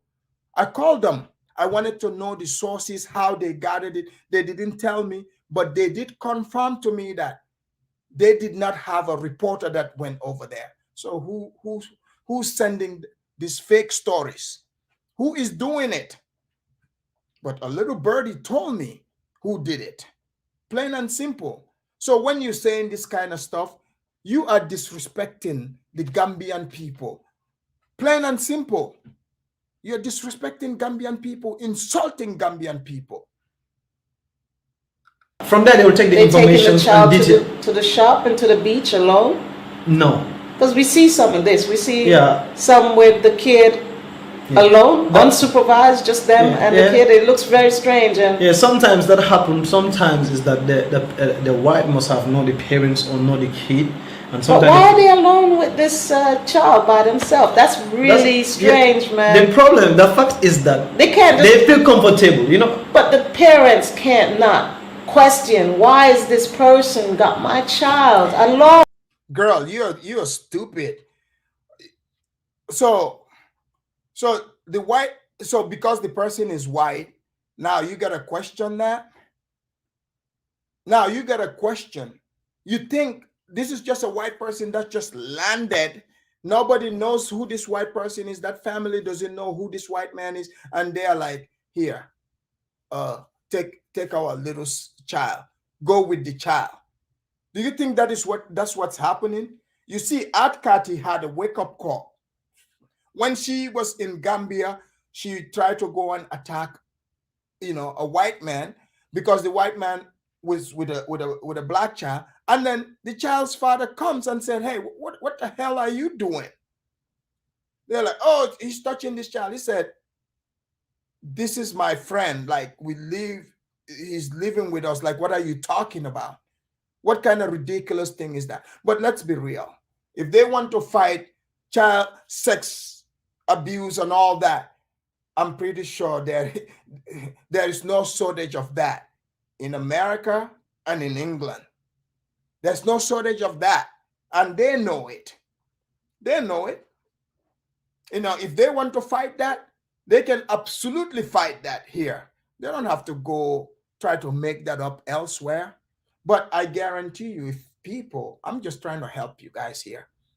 You don't want to keep doing this, because the Gambian people, they are nice, but if they lose their patience with you, it's not going to go well. I'm just helping, plain and simple. I'm here to help. Okay. Okay, I will tell you. That's dangerous. That's the concept. That's what I said. Here's the concept. The black man, the black African, feels that comfortable and be like, oh, it's okay. Why it can't be so naive, though? Yeah, so you guys will be like, I've been hearing the question, why? Why the parents of the child? But what makes them, the question is, what makes them so comfortable allowing their kid going with the wife? And they are home comfortable. I mean, is it the money making them comfortable? Because they got to think beyond that. What's happening to their child? Sometimes is that probably the white have been of too much help to the family. He have support them, and sometimes he have lived among them like them. Understand me? Probably he eats with them, he sleeps like them. Wow. So later on they just accept him, and like the way they will allow their child to go with any unknown African passing to the beach, that's the way they allow him go. Oh, this is scary, man. Sometimes, yeah. What's scary is you leaving your home in the West, going to an African country, pretending to be an African and trying to pass judgment on them. You know what's scary? Your wig is scary. That's for sure. You know what's scary? The way you're looking at Muchacho, that's what's scary. So she's pretending to know what is going on. To Niger, stop using these loser words here, please. It's scaring to the reparts. I've been seeing that mostly be like, no, cha-cha. Because in the West, where these people are from, they get arrested if they try to do that with them. That's not true. In the West, are you telling me if somebody, me as a parent, if I let somebody go with my child, for example, so they're gonna be arrested? You think these people are just going to, picking up random children? Amazing. The child that's not theirs. So why they need to come here and do that? They are in the land of freedom. No, because in the West, we know that other things happen to that child when they're in such care of people who have too much of an interest in children. Do you guys see? She's still insisting on, in the West. But you are not in the West. You're not in the West. But she is trying to talk to him as if she knows better than him. I mean, for example, me, when I was a kid, my parents, they're not going to let me go with any stranger, whether black, white, blue, or green. That's just my family's principle. Okay? We didn't have people coming living with us whatsoever. But if this is what, I've seen many, many people who, they were friends, they have white friends that come over, they live there with the people and everything. So if these people, some of them would live there for 2 years, 3 years. So this woman is comfortably judging people that she doesn't know. Do you guys see what this woman is doing? So not all, but most black people, they do this. They comfortably would judge white people in a nasty manner, but let the white person do the same thing and see. Or somebody call them out for what they are doing. Now you are they call you what? A hater, a racist. That's what they would call you. But look at the type of things they accuse other people of with no proof. With no proof, just because these people are white. Imagine if a white person does that, what they will say. So let's call out the hypocrisy. If this woman doesn't like it, why don't she go back to Jamaica or England, wherever suits her well? But she's going to sit there with this wig on and pretend and ignore everything this man just said about all the good things the white people are doing. She's going to totally ignore that and act like, oh, this is dangerous. No, your wig is dangerous. It's too much of that goes on over there. We know where they come from and what goes on with children. Yeah. So when we come here and we see that activity, we know that that's not natural in their own environment. So why are they doing that here? Are you imagining that probably the white man or the white lady is gone out to the beach with that kid without the knowledge of the parents? That's the way you imagine? No. So if the parents then knew that my child or my daughter or my son is out there with so and so a white old person on the beach, what makes that parents what makes her so comfortable allowing her daughter or her son? Listen, that's a question. Obviously it's the money, because you're saying money is being exchanged here. But then the reality is that child is not being treated well, because even if investigators and big TV channels are reporting it. Yeah, the one that the Brexit called. So you notice, right? The same old white people that they claim are the bad people, don't trust them. But it's those white people that Juliet contacted, and they're the ones that published this story. But she wants us to buy the story. This woman is negative. Her mind is corrupt. I mean, like, I'm looking at her like her mind speaks of evil. May God help Gambian people, because you don't know what type of evil is upon you, Gambia. You better wake up. But I like that muchacho is threatening this woman. That, I don't say the word on YouTube because the algorithms go crazy when certain words, but if they're calling it what it is, why aren't Gambians calling it what it is? That child's being mistreated for money. Come on. They can't act like they don't know what's happening. Let me tell you one thing. You notice that the kids run after the whites. Kids probably run after anybody. No, they do not. They only run after the whites. You know this, ma'am. No, but if that person's being worshipped here, then they're gonna run. Have you guys noticed she used the word worship? Why would they worship them? They're not gonna worship them. You're being ridiculous, ma'am. When I was a kid, when we see whites passing with cars, when they are passing on top of, they are sitting on top of the truck, trust me, we run after them. We run after them. And because it's tourists. You run after anyone in a truck. That happens to us when we went to Babu. They call us blacks to Babu as well. Have you guys noticed? This woman asked the man a question about what is going on. She is not from the country. She doesn't understand the mentality, and he's telling her, but she keeps interjecting with her own dumb ideas. So she's like, if the white people in England with their TV station are saying this, why wouldn't the Gambian people parrot the same thing? No, Gambian people are not as dumb as you. And you're speaking on both sides of your tongue. Because if we go by what you are saying about not trusting white people, we shouldn't take this story. But I'll tell you, people, this woman, she hates white people. And if you hate white people, you hate all people. Plain and simple. Because white people are people. Because meaning, if you hate one, that means you have hatred in your heart. You see what I'm saying? So if you have hatred in your heart, you hate that white man today, guess what? Tomorrow, you're going to hate me too. Because the moment I disagree with you, you're going to hate me also.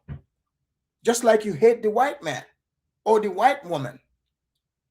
So this idea that to say, oh, I have this against white people. What does this woman have against white people? I bet you, like she said, she's Jamaican.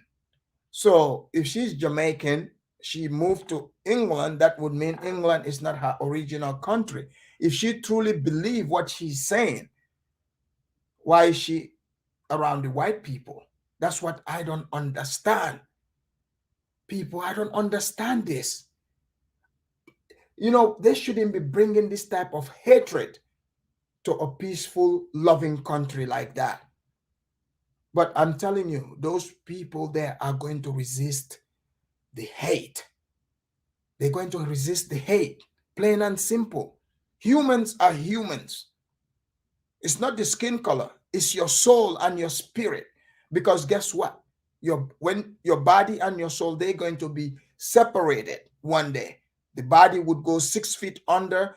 That this body would be eaten by maggots, and the white man's body would be eaten by maggots. You think the maggot is gonna be like, oh no, that's a white body. We're not gonna eat that. Oh, a black body. No, same old, same old. Your soul is gonna leave your body just like the white man's soul is gonna leave their body. And if you have hatred in your heart, you will not see the kingdom of heaven. Plain and simple. Whether you black, white, blue, or green, if you have hatred in your heart and you do not cleanse your heart before you die, before you drop that body 6 feet under, I guarantee you, when you die with that hate in your heart, you are not going to the place that you think you're going to. You might say, oh, Afridamus is just talking crap. This is not real. No, this is real.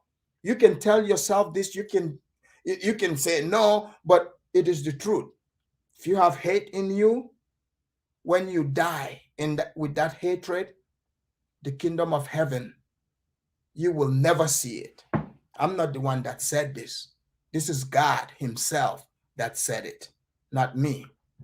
I'm just repeating. So why is it that they call us repats to Tubab? Why they call the repats? This is the point that they are seeing you guys as the Westerns, the same. It doesn't matter the color. Why do they see us the same? The same. Because we don't do things the way they do, like you were saying before. Because we won't integrate.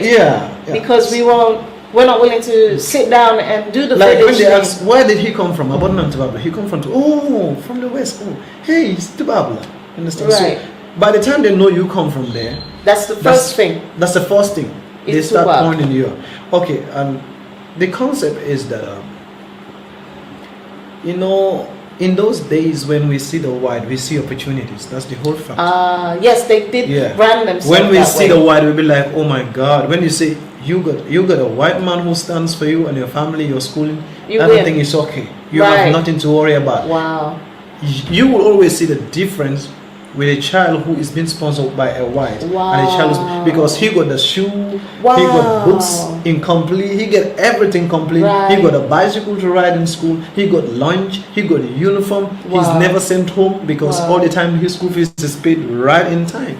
Amazing. So now, if that kid have to be paid school by a white and finish school, okay, I will tell you this. Okay, let me tell you one good example. One of my elder sister's husband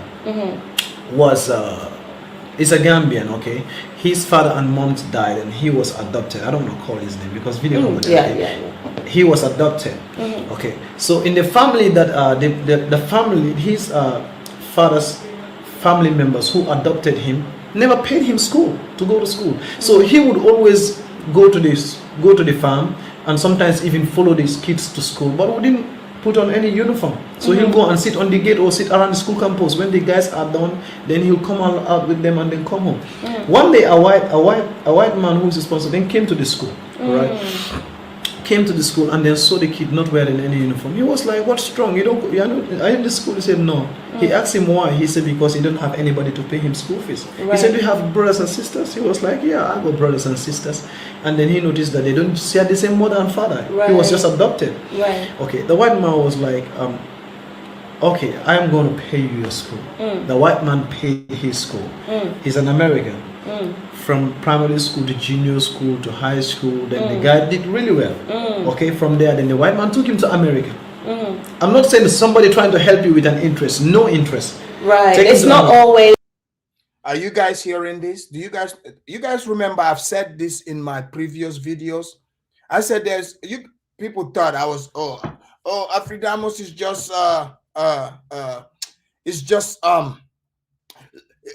worshiping white people, blah blah. No, I've seen many times where white people come, they see a little boy, rescue him, pay his tuition all the way. I'm talking about from elementary all the way to university. They would bring them all the way to America. This is the story he's telling. That's the story he's telling here. So you want them to see that white person as evil, because you can see her face. She is jealous. She has jealousy on her because you think, oh, you know what? Let me take my little pennies and go to Gambia so I can feel big there. But then you get there, you know, you're doing your thing. They don't give you much attention. You are mad. Oh, how come the white person get more attention?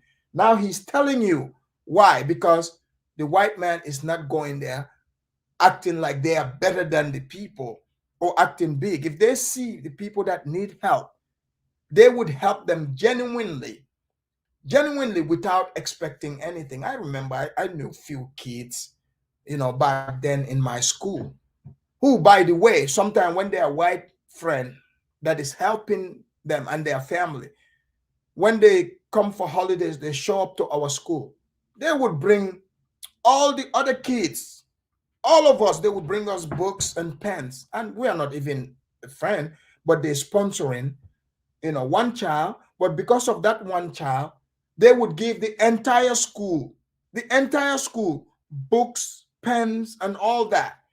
You see what I'm saying?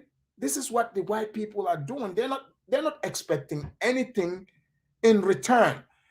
You know, just because you have a corrupt mind, an evil mind, that doesn't mean that that's how everyone is.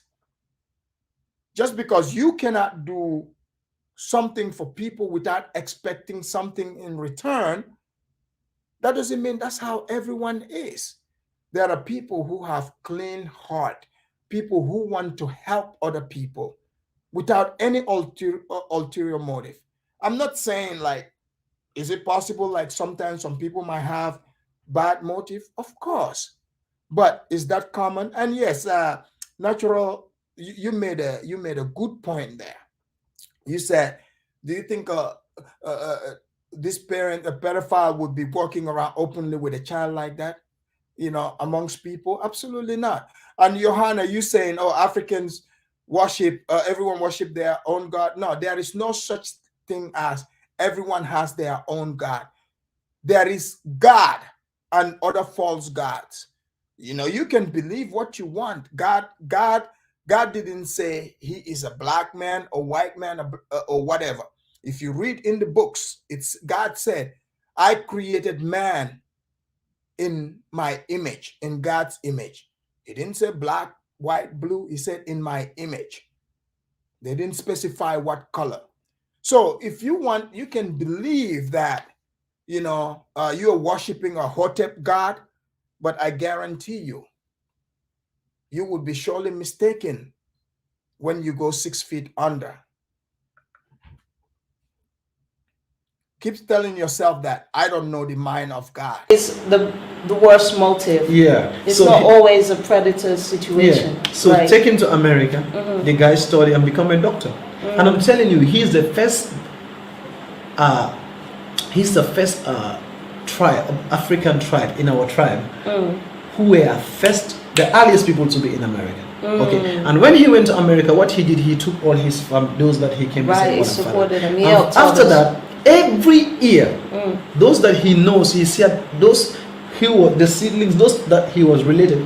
He comes to every year. He'll come to a family and be like, okay, he will take one person from a family to America, and so something positive started from that. Started happening. Most of our people, the one who bought a woman who adopted me was took to America through by the same person, and so many of them went to America through him, and so many of them were paid school through that black person. I'm telling you, the young man that they took the one who was left out. Understand me? So if you look at where does all these things start from? It's from that one white man that rescued him.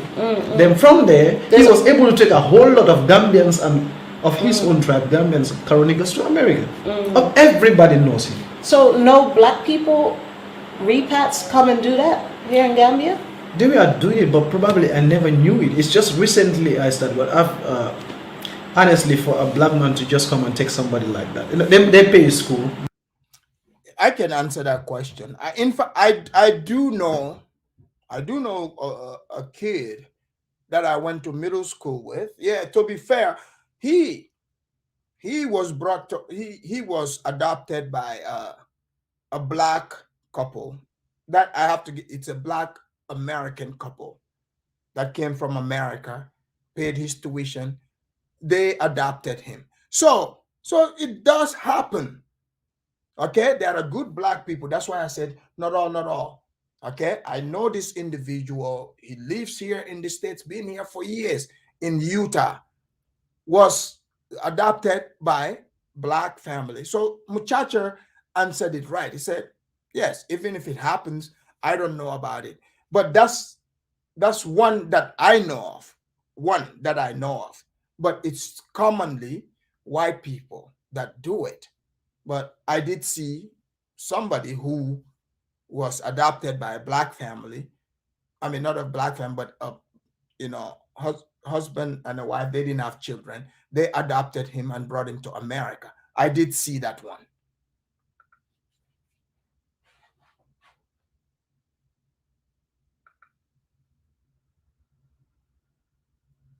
But like the difference, okay, black pays someone school, okay, they can pay to a certain level and be like, oh, probably, I don't know, they don't have the money to continue. That's why they stop most of it. But the white man will come and take you all the way to university. I'm telling you something.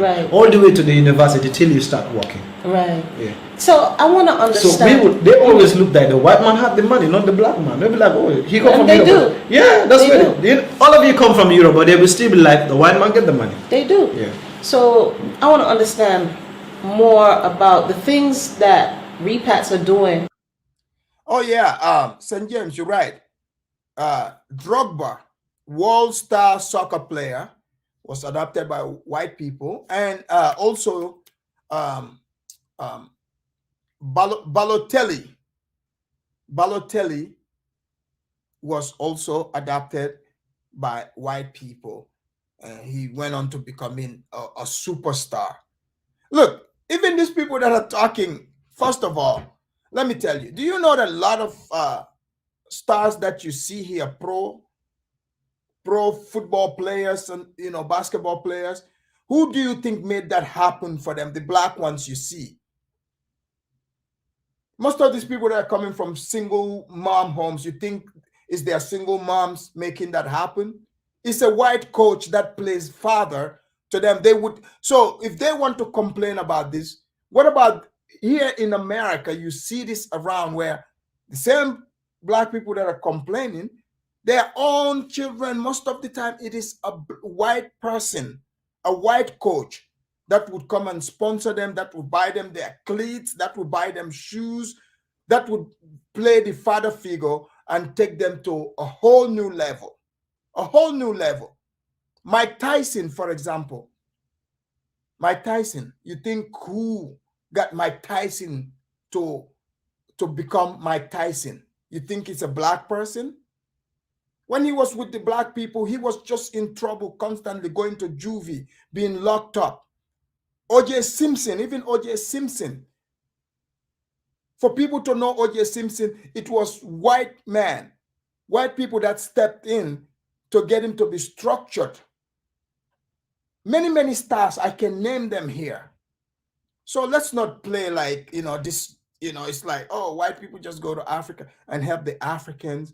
Oh, no, because it's a matter of, hey, if you can do it, just do it, stop talking too much. This woman herself, what is she doing over there? She only have a phone and a YouTube channel. So what is she talking about? She's just hating on white people. You can see on her face, she got so much hatred. So much hatred. Oh yeah, St. James said, do you remember the Blind Side movie, African by White Family? Of course. Of course, there's plenty of that. Many, I've seen a lot of football players, singers, they were adopted by white people. They go on to becoming great. They are known because of the white people, the effort they put in there. Colin Kaepernick, you name it. There's plenty of them that white people adapt and turn them into something. There's some who their own mothers threw them away. Literally. The mother would throw them and go into the crack house, leave the kids, and a white man would come and step in and turn them into something. Jimmy Butler, all these people adopted by white people. So let's not play these games. Like as if, this is so, like, what are you going to be doing for the African people? Here in the Gambia, which entitles them to the title of Tuba. Why are they seen so different by Gambians? Why is it so hard for them to integrate? What are they doing?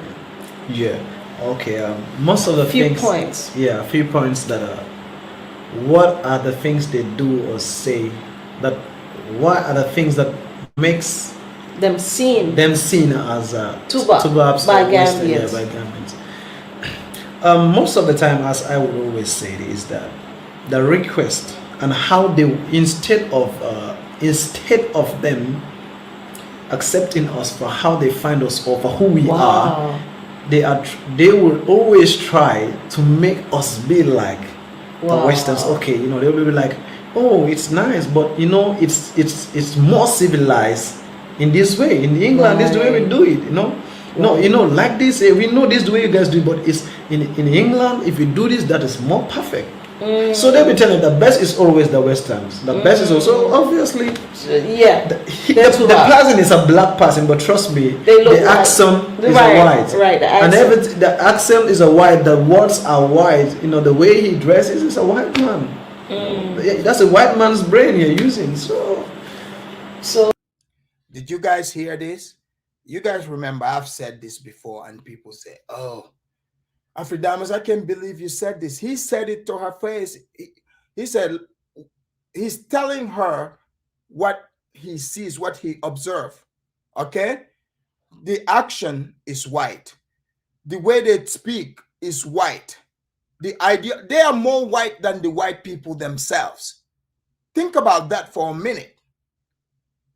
You want to be more white than the white people. The white people go to Africa, they blend in, they mix with the people. But you want to be, you want to change the Africans. You want them to do things the way you do it.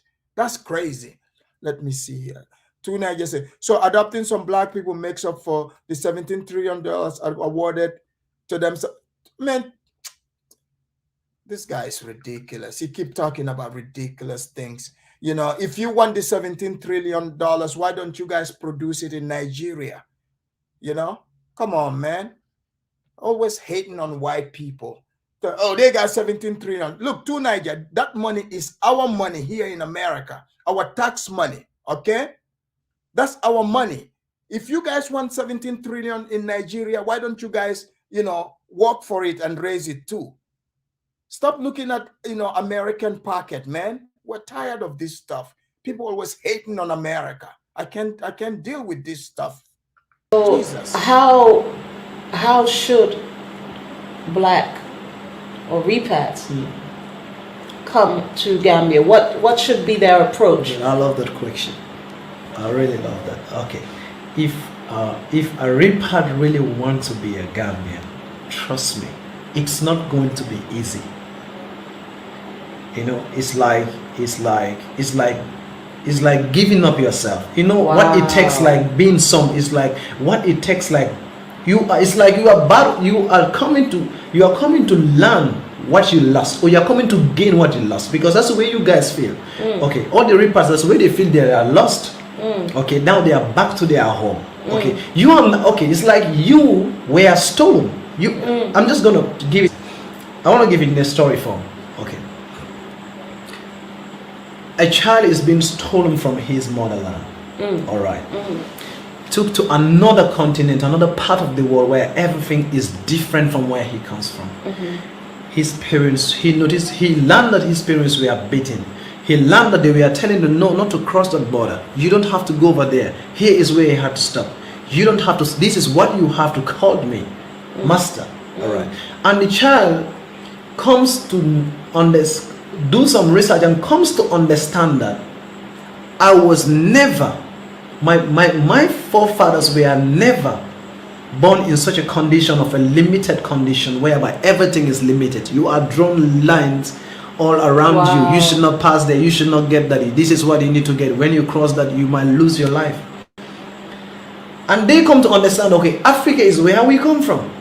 Where we are free. Those are our people. That's our culture. This culture is not ours. And then now you come back home to Africa. All right. One, if the Africans don't accept you, you don't feel home. All right. You are home, but still not home. You're not feeling home. It's like you are not Africans. The Africans where you come from are not receiving you. And in the West, no matter what you have as a black, no matter what you have in Europe, you are still. It's not your home. That's what I'm saying. And when you come back to Africa, okay, and the Africans, let me tell you one thing. It's naturally human nature.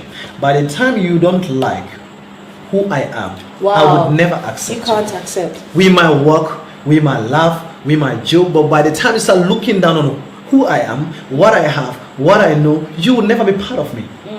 All right, because I will feel like he feels so superior. He thinks he knows all. All right, but this is who I am. Most of the people say, Chacha, why is it that Africans you guys are always very happy? You don't drive big cars, you don't live in beautiful houses. I'll be like, it's not the house, it's not the money, it's the freedom. I'm home when it's better to live. Let me tell you, wherever you can live in a big house with a wife. If your wife is troublesome or is bad, or your held on earth is held. Muchacha, he's making a good point there. This reminds me of Muchacha. I wish, in fact, you can watch my channel. I would be bringing stories here. I hope you know who Dr. Dre is. Dr. Dre is a billionaire living in a mansion, but his mansion was turned into a little box, a little tiny box. He said something here that made good sense. Over in Gambia, it's not money or big house that makes people happy. Hey, me that's talking to you. I don't need I don't need cars. I don't need no big cars. I don't need none of that. You see? But I can still be happy, people. I can still be happy. But for most of these people, they think money is what makes you happy. Look at Dr. Dre. Dr. Dre's got all that money, but look at what happened. He's not a happy man. That woman made his life a living hell. This is what most of these women are like here in America. You could live in the biggest house, but the moment you bring these Jezebels into your house, you would feel like you are in a prison. So this is why Gambian people, no matter what, you could say, oh, they don't have this and that, but they are happy.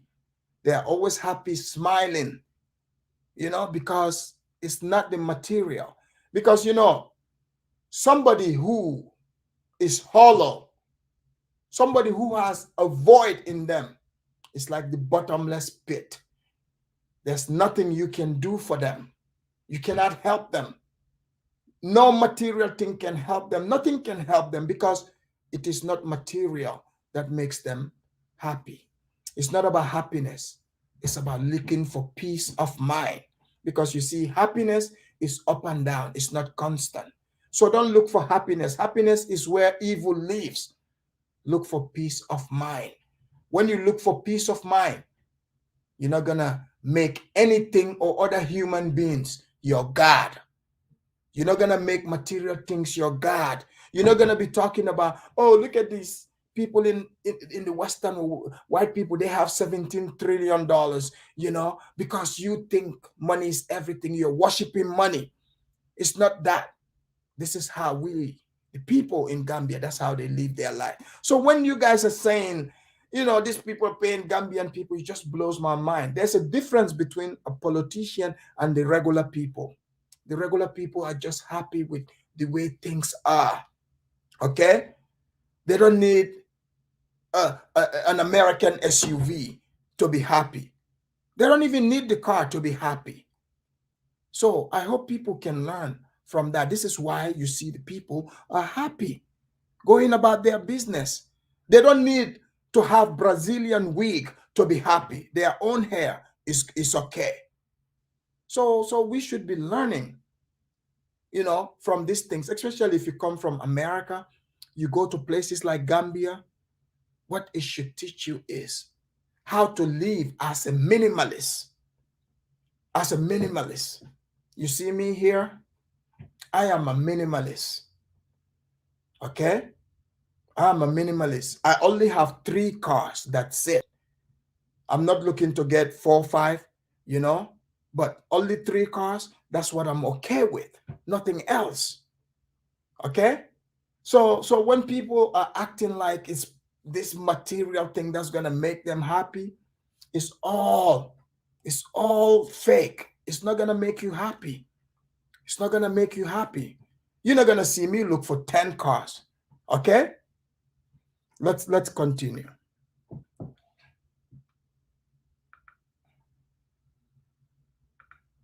No matter how big the place is, it becomes tired. You are tired. You are not free. But if you live with a happy woman in a small corner, trust me, you feel home. The place is big. You understand? You feel free. A lot of Gambians, I realize, are good at living together. They're good at community. You see? So for the for the reapers, really, they want to feel home. They want to feel welcome. Anybody who want to feel home is like, I'm saying, I'm giving up who I am. Now, okay, now I'm coming back home. Okay, yo, we know that you. Okay.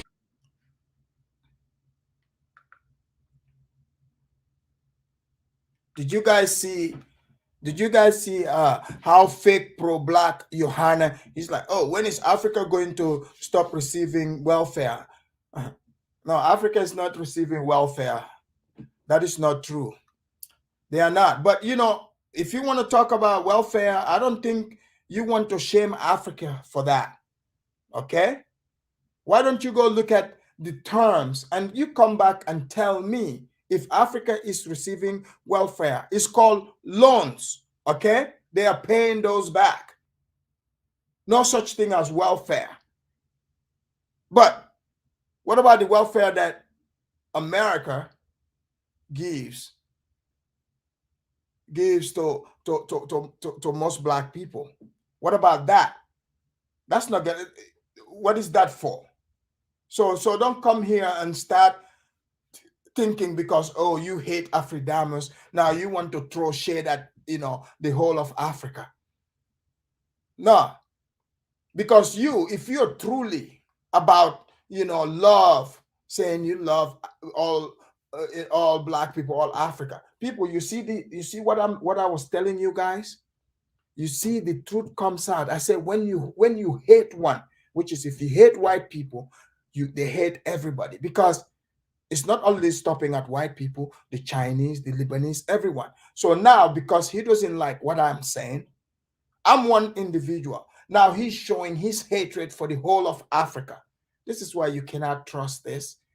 He doesn't like what I'm saying, but because of he has so much hate in him, he cannot contain it. He has to hate the whole of Africa because he started throwing hate towards me. That didn't work. Now he wants to attack the whole of Africa. Why don't you just deal with me instead of, throwing shade at the whole of Africa? But you said you love Africa, don't you? The poor Africans. That's what you said the other day. But now there's proof you don't, because you hate white people, and therefore it's not only going to stop there. You're going to hate, you hate Africans, you even hate the Eskimos. Why would you hate Eskimos? But people like Johanna, they would find a way to hate even the Eskimos. You are a part come and say, I knew that in Africa there is freedom.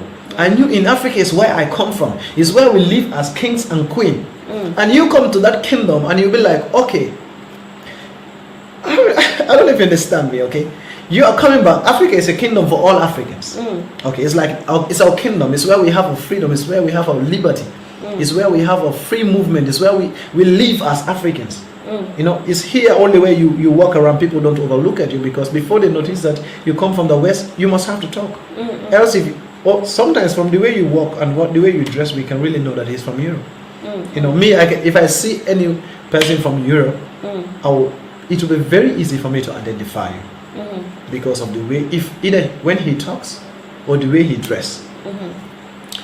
Okay, so when they come over here and really want to feel home and to be welcome, they must give up whatever the Westerns say and live like us. But what if? Oh, sorry. Go on. I will remember. It's all right. Go. But what if? Okay, they're really coming with some knowledge that can help, make things easier. You know, they speak in vague terms. Oh, knowledge. Look, if you have knowledge, people, trust me, you wouldn't even have to wait for the people to come to you about that knowledge. You would show that knowledge just like the white people show their knowledge. Plain and simple. Hey, if you got what it takes, you're there, you're with the people. I mean, like, why do you want to just do the lip service? Prove that you got the knowledge. But it's constant talk. Oh, you guys don't do it this way. Oh, you guys love white people. You guys so what? The people are supposed to hate white people? Like, what is going on? Oh, it's the Indians' problem. Oh, these people, they got Indian stores. Oh, yeah. So the Indians, let me guess, the Indians show up, they open up the store, they employ Gambian people, they are selling merchandise. You hate the Indian people. But no one is stopping you from doing the same thing. You can do the same thing or whatever. But you see, people, did I tell you guys? The hate will not always stop with the white man. They even hate the Indians. But the Indians also were oppressed. In fact, India, the whole country was in India. Majority of the people, they were enslaved by the British. They colonized them, starved them to death. Because if it's about the oppression Olympics, I can assure you, you don't want to talk to the Indians about oppression. Trust me. Go read about Mahatma Gandhi. You know why Mahatma Gandhi was, fasting, starving himself? Because he got tired of the Indians getting killed. He got tired of his people getting starved to death. So therefore, he decided he is going to go on hunger strike. That's why Mahatma Gandhi went on hunger strike, because the British decimated that country. What the British did in India, if they had done that in Gambia, I probably wouldn't be alive today. They would have finished all our people. So let's not even go there. This is what hate does. It blinds people from seeing the truth.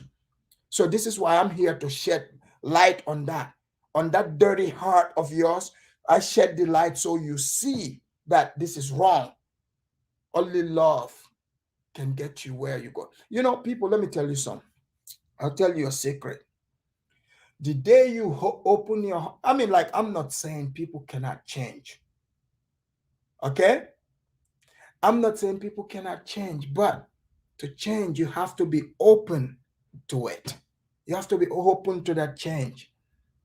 It's okay to see like, okay, I'm thinking this way, but this is wrong. This is the right way to do things.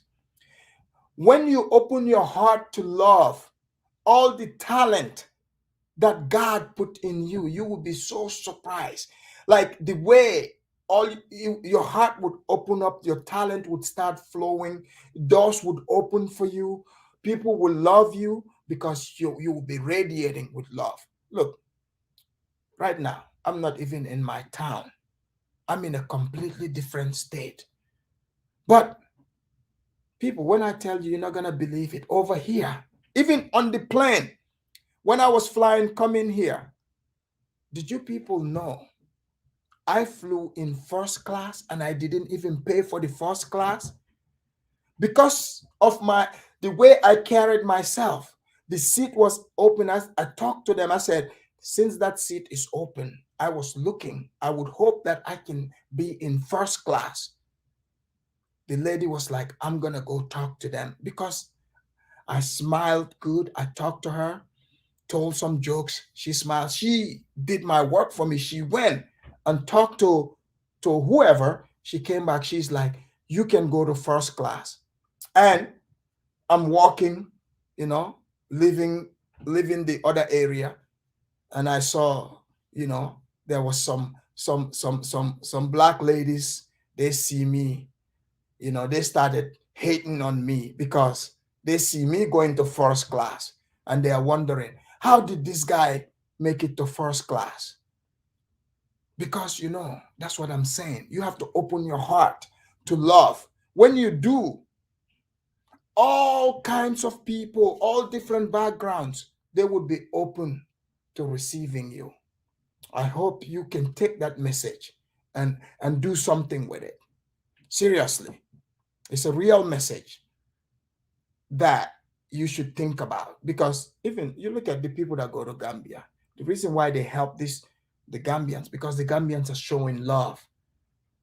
But if you're an angry person, nobody wants to be around you. It's not about your color, it's your attitude. Hey, you think this chick, if I see this chick, the way she looks at people looking all angry, it would be hard to talk to her, because she got that resting bitch face. Who wants to talk to that? Not me, that's for sure. Not me. Maybe somebody else. Because if they see a brother or sister on the continent struggling, they're gonna, and if they know how to help or give advice or something that could improve a life, that could save a life, then is it a sense that they should first, before they try to share knowledge, receive the culture? Good. Receive the culture. I love that. No, receiving the culture have to be. Can I say it this way? I understand the point, and I love that question. Okay, like, when the repatriates really get knowledge, whether we like it or not, they are with informations, and they research before they come over. All right, they make researches before they come over. Now that they are here, they are home. They know. It's like, whenever you come over here, you notice that somehow it's going to be a cultural change. All right, it's going to be a sifting. Culture shock. All right, yeah. Even waters, a dirty water and a clean water, you don't just push the water away. There must be an interaction. You just don't have to tell the person, no, keep that away. This is mine. You bring your way all in and pushing the person's on. Sometimes what? Because when you are pushing the person's on, the little he knows, don't ignore the little he knows and bring all the best that you know. It's good, but it's not helping. I don't know if you understand. But you mentioned first, like the white person, when they come, they do it your way first. They know nothing. They come with a blank canvas, ready to learn. Is that how we need to come then? When the repats come, even if they have really good knowledge, keep it to themselves first until they understand. This is what I say. When they come, stop the talking and learn. Right. Okay. Okay. What's the? Wait a minute. You know, Johanna, I don't want you to come in the chat room here begging people, giving your, you see, you were talking about you're gonna go to Africa and buy property, but how are you gonna? Are you trying to beg people in the chat room? People, ignore that Cash App. He's begging. This is what I keep talking about. This guy didn't even go to Africa yet. He's already begging people in my chat room here. Imagine when he goes to Africa and he starts his YouTube channel. He would be begging there too. He'll be begging. He's already begging here in my chat room. You need to cut that out. We don't want no beggars here. Okay, sorry to say, okay, but when they come, they talk.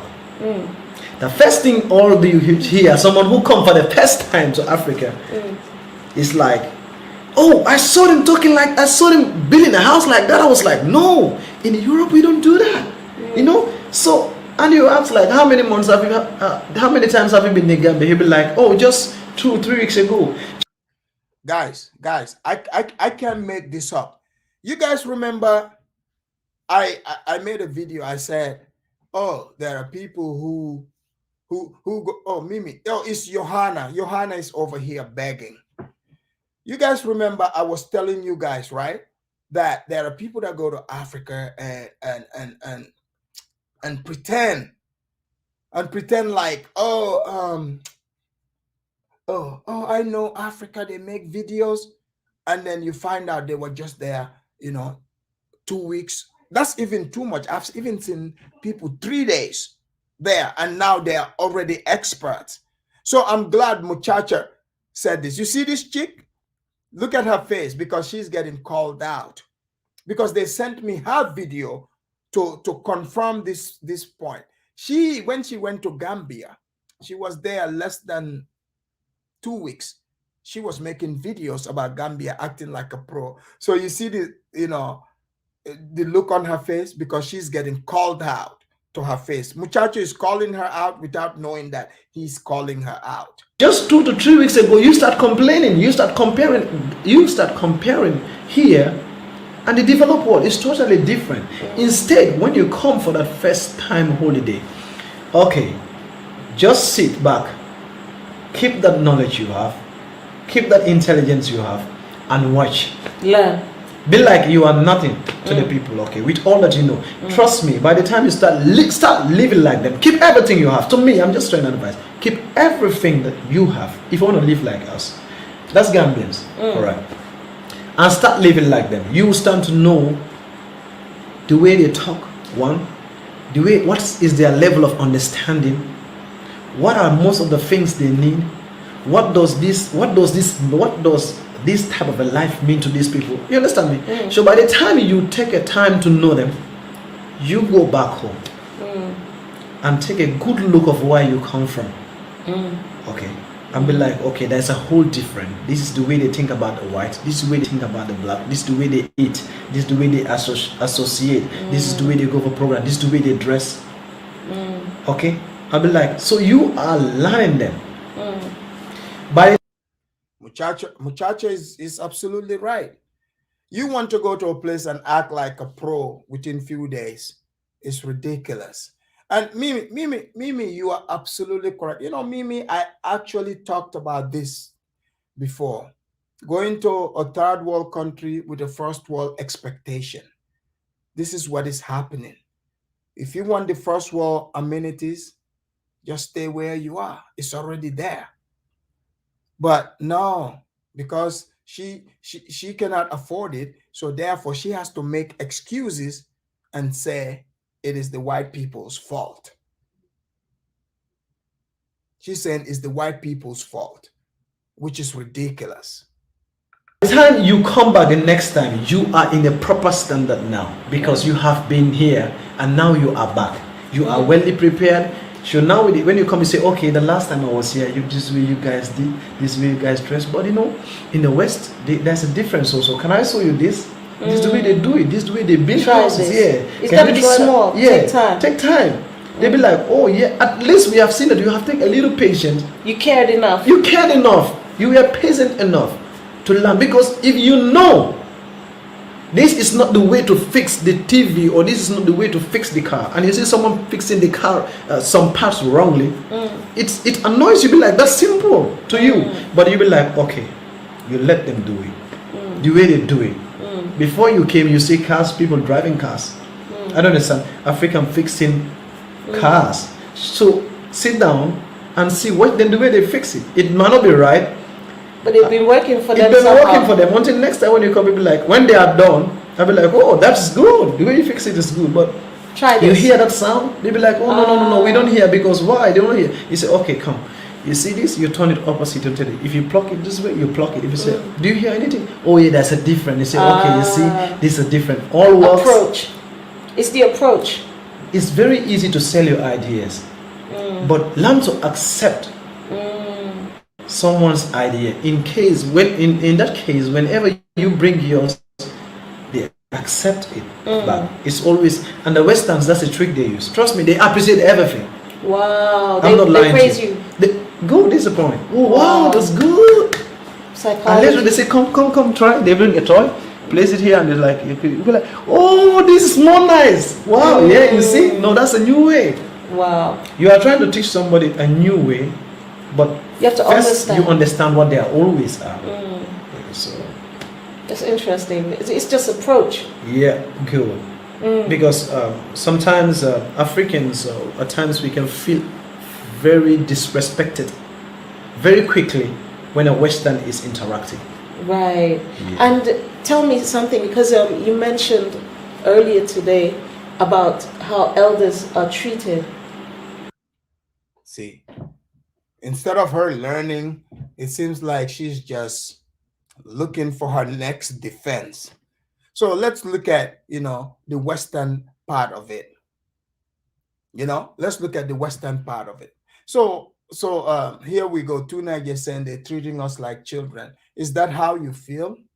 Hey, Tuna, maybe deep down, you got a lot of growing up to do. Maybe you feel like a child.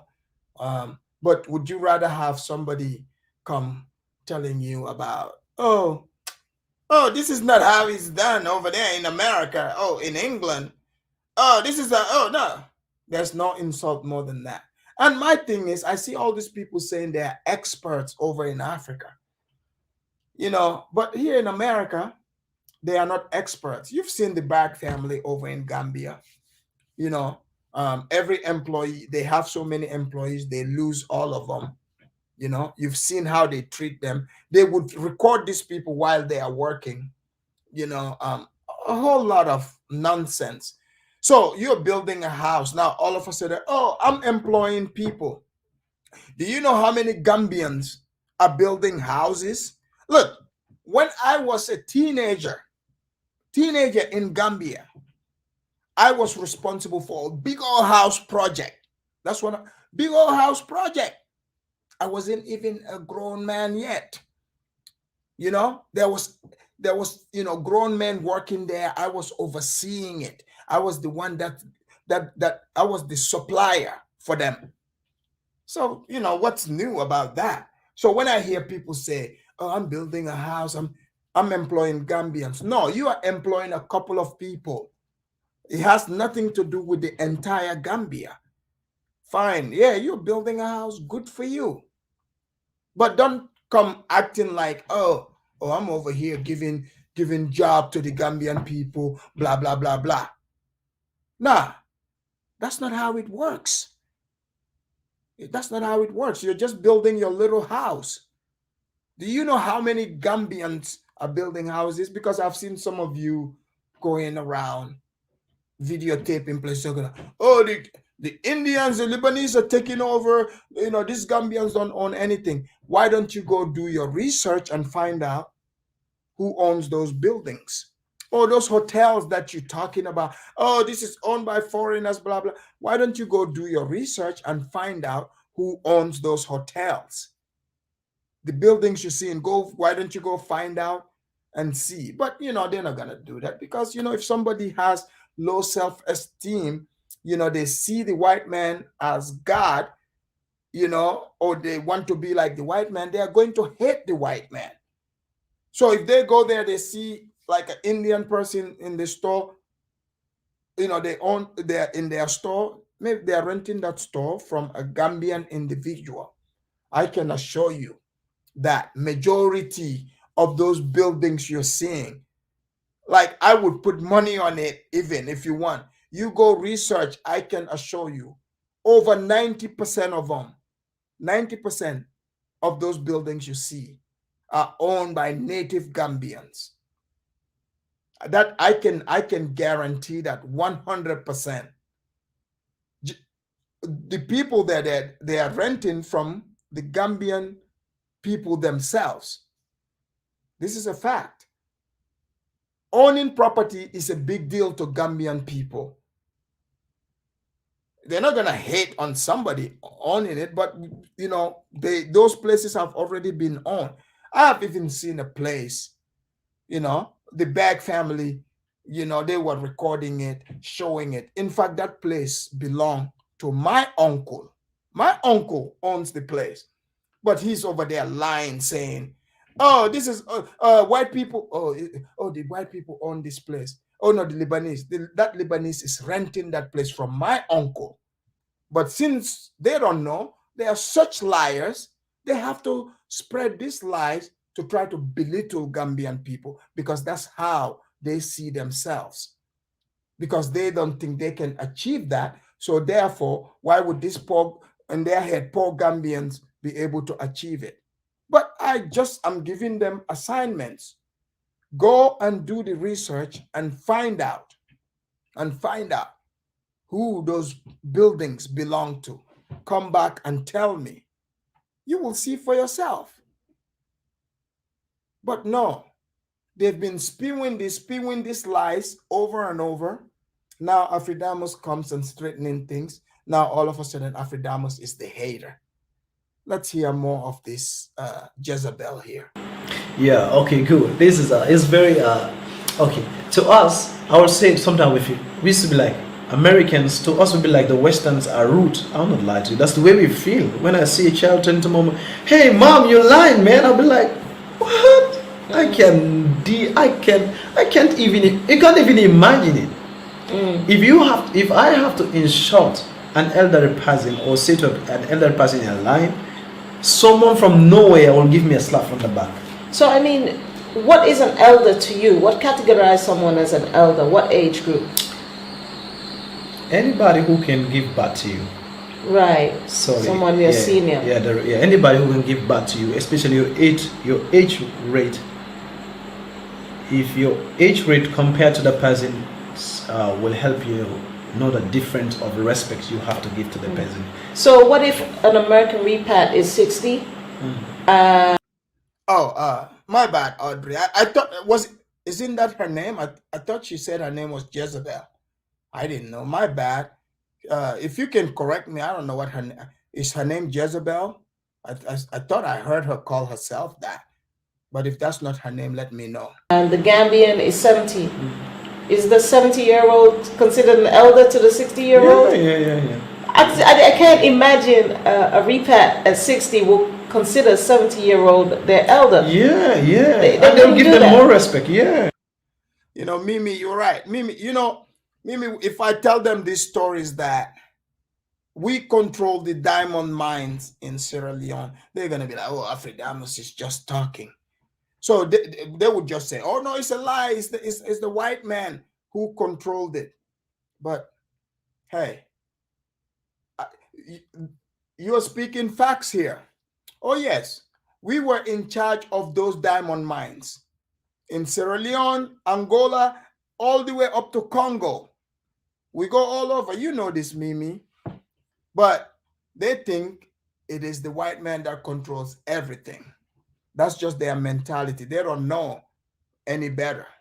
They don't know any better. Maybe I should invite some of my cousins and brothers to come on this channel and show them what is really going on, and show them, how things really are behind the scenes, for them to see who really is running the show. Who is really running the show? They don't understand. They think it's just empty talk.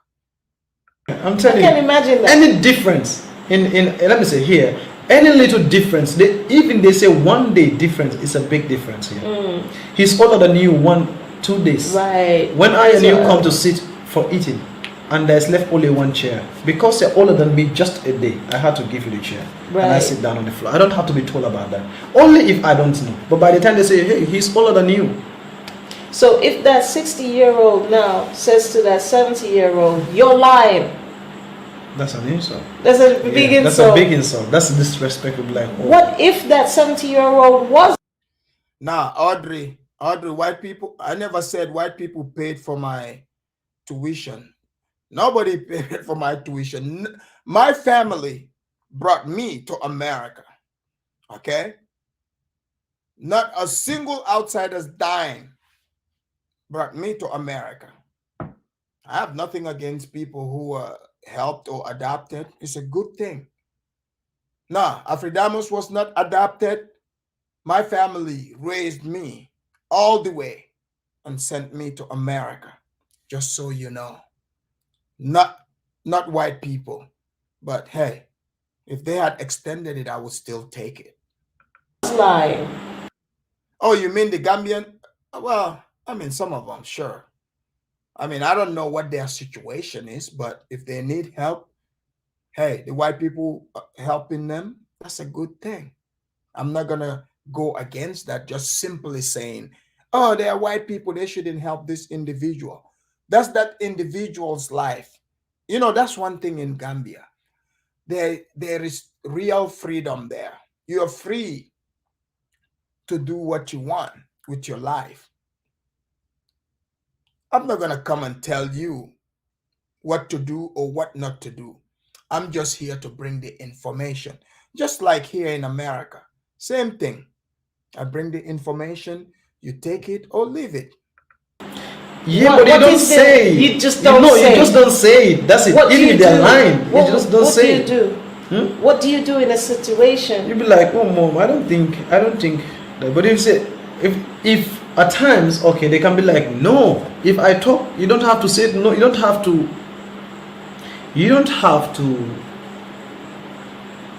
How do I say it? Because I've been in a situation here where I feel I may have disrespected an elder, but it's because they disrespected me first and my friends. So where I'm from, I mean, in Jamaica, someone disrespect you and then. Did you guys see? She's already breaking cultural norms. I mean, imagine a Gambian woman going to, being disrespectful to elders and then wanting to sit on camera arguing about that. This woman have no place in that society. She can't live there. She has no respect. She wants to challenge the cultural norms, and that's a problem. She's got a mouth on her, and she uses it. She uses it to say things that are disrespectful to the people there, and it's not going to work. Oh, there's still disrespect. To us, if an old person disrespects a child, we will still... Not even a child, an adult. Someone that or adult, but it's like walk away. Walk away, because to us, confronting them and anointing their heart is a cost to us. That's the way we feel. When an elderly person felt anointed of the way you talk, okay, it's like, let me tell you one thing. You can tell somebody the right thing in a wrong way. It's possible. I can talk to you what is true, but in a very wrong manner. Okay, an elderly person will be like, Chacha, you don't have to go out by 8 o'clock p.m. They will always say, by 7 o'clock, you don't go outside. You have to wait until 8. And trust me, as an African tradition, you don't have to question it. You learn to obey. But then, I mean, we're talking adults now. Adults, you can't tell them. See, she's got the toxic the toxic Western ideology. Why do you think even in America, there's so many single black women? Why do you think so? Because of the attitude. Who wants to deal with that? You marry them, you're going to have hell in your house. You guys remember I told you, my ex-wife, she was black. And Johanna tried to say, oh, because your ex-wife abused you. No, no one is going to abuse Afridamus. Let's make that clear. No, she did not abuse me. But she behaved just like her. She wants to challenge everything. She wants to tell me what to do. That's not gonna work with me. I mean, I'm sure you guys can tell by looking at me. I'm not a beta, just so you guys know. Only beta males put up with these loudmouth women, not me. I mean, you guys even see here on YouTube how I handle the loudmouth, loudmouth Jezebels who come and try to act all ghetto on me. You guys see how I handle it. You guys know that. I don't put up with it. And if you unless you're a beta, that's the only way you would put up with this. So she's not going to have a good time in Gambia. And I guarantee you, even here in America, she's not going to have a good time. Because honestly, even like black men are not putting up with this anymore. I mean, a lot of them, maybe someone like Johanna would, because seems like a beta male that would put up with stuff like this. That's why he's over here trying to criticize me over things that do not make sense. He's so blind, he can't even see the truth. I can tell you right now, anything that I say, he's going to say is bad. Plain and simple. So what time to go anywhere? No, by the time you come up to age, they allow you be. Right. Now I'm just saying, as an adult, if an elder disrespects you on the continent, what do you do? Because disrespect is disrespect. Like in what sense? Let me just ask. Like how? For example, I had this landlord. They were very, very disrespectful. Their family owned the compound I lived on, and they lived in another compound in front. For one, in fact, the agent is, I would be considered the elder for the agents, in fact. Because if I was to look at the age difference, I would have been an elder to them. Okay. They completely disrespect me, shouted at me out the road, they treated me bad regarding the property. And I had to get the police involved and get something similar to a restraining order. Did you guys see this? She goes to Gambia and she's putting restraining order on her landlord. She's like, oh, it's similar to the restraining order. Why don't you just come straight? So you guys see the system she went there and started? She put restraining order on the landlord. So she's creating drama. So obviously she did not leave the Western ideology behind. This is the thing I never understand about most black women, not all. Like Lonnie said, not all, but most.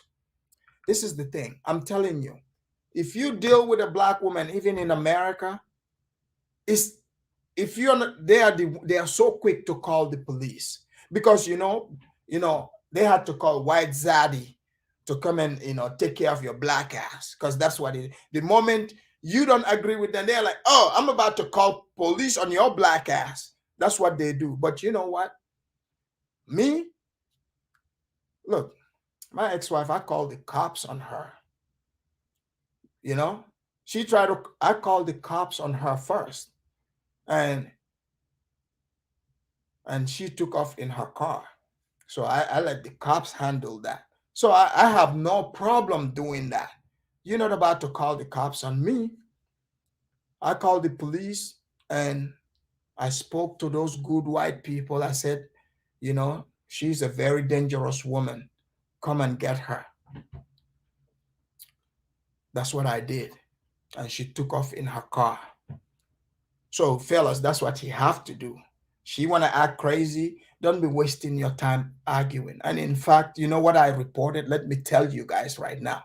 Did you guys know here in America, you can report this like when you put the call, if they ask you, say, you are being verbally abused and you feel threatened, and the police will come. Don't just say, oh, she's talking. Just say, you are being verbally abused, and you don't feel safe. Because that's what she would do to you if you don't do it. I'm just helping you out here. Don't start acting all tough and stuff. Yeah. Pick up that phone and call 911. Yeah, say she's endangering your life. But you see what she did? She goes over to Africa and put restraining order on her landlord. This is some wild stuff, man. She was supposed to leave the Western life behind, and she's there with her brothers, right? Her people. And then she calls the cops on her people. I don't know why black women like to call the cops on other black people. It just, I don't know why. But it's the same people that say, oh, the white policeman is killing people, but you want to call the cops on me. But people, I'm not advising you. Don't be around toxic women. But if she becomes toxic, let the cops handle it. You don't want her calling the cops on you because it will be a problem against them. So even though I was in a property that they were responsible for and renting, they couldn't come near me without the police there because I had that restraining order. You guys see that? You guys see what Ibrahim said? He said, well, I'm a Gambian and my first wife was Black American. She put me through hell so much so that if I see any Black American woman in the street, I run away and hide. I was that terrified. You see, people, I'm not making this up. He just told you his experience. But you see, my thing is, I found the technique. So that's why, like, I live a peaceful life. I don't have to deal with that. But I mean, I'm not saying all Black women are this way, but I mean, you guys seen few of them even here on YouTube. Imagine being with one of those. I don't want to mention names, but you guys know the people I'm talking about. You guys have seen them here on YouTube. You talk about toxicity. This woman is so used to calling the cops. She even did it in Africa. I mean, seriously, how many times do you guys think this woman has put restraining order on someone? How many times? Because here in America, if you put restraining order on somebody, on a dude, like, they could lose their job. But this woman, they don't care. They will do that to you. I've seen them do it to guys.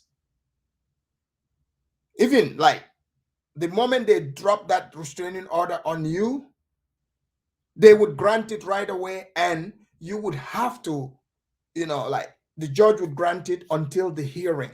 But now, if you have a government job, you got to go explain to them why they put that restraining order on you. So that's why you cannot take the chance. You have to have the fast finger. You have to have the fast finger.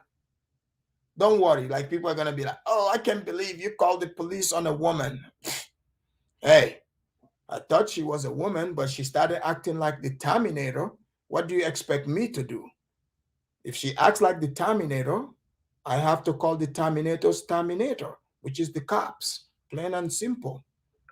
So they were supposed to treat me better as an elder, and then the relative of the landlord, the actual landlord was overseas, but their relative lived in the compound next door. They were older than me, or senior, but they disrespected me and my friends. My friends would drop me home and they'll say, tell them off that they can't briefly.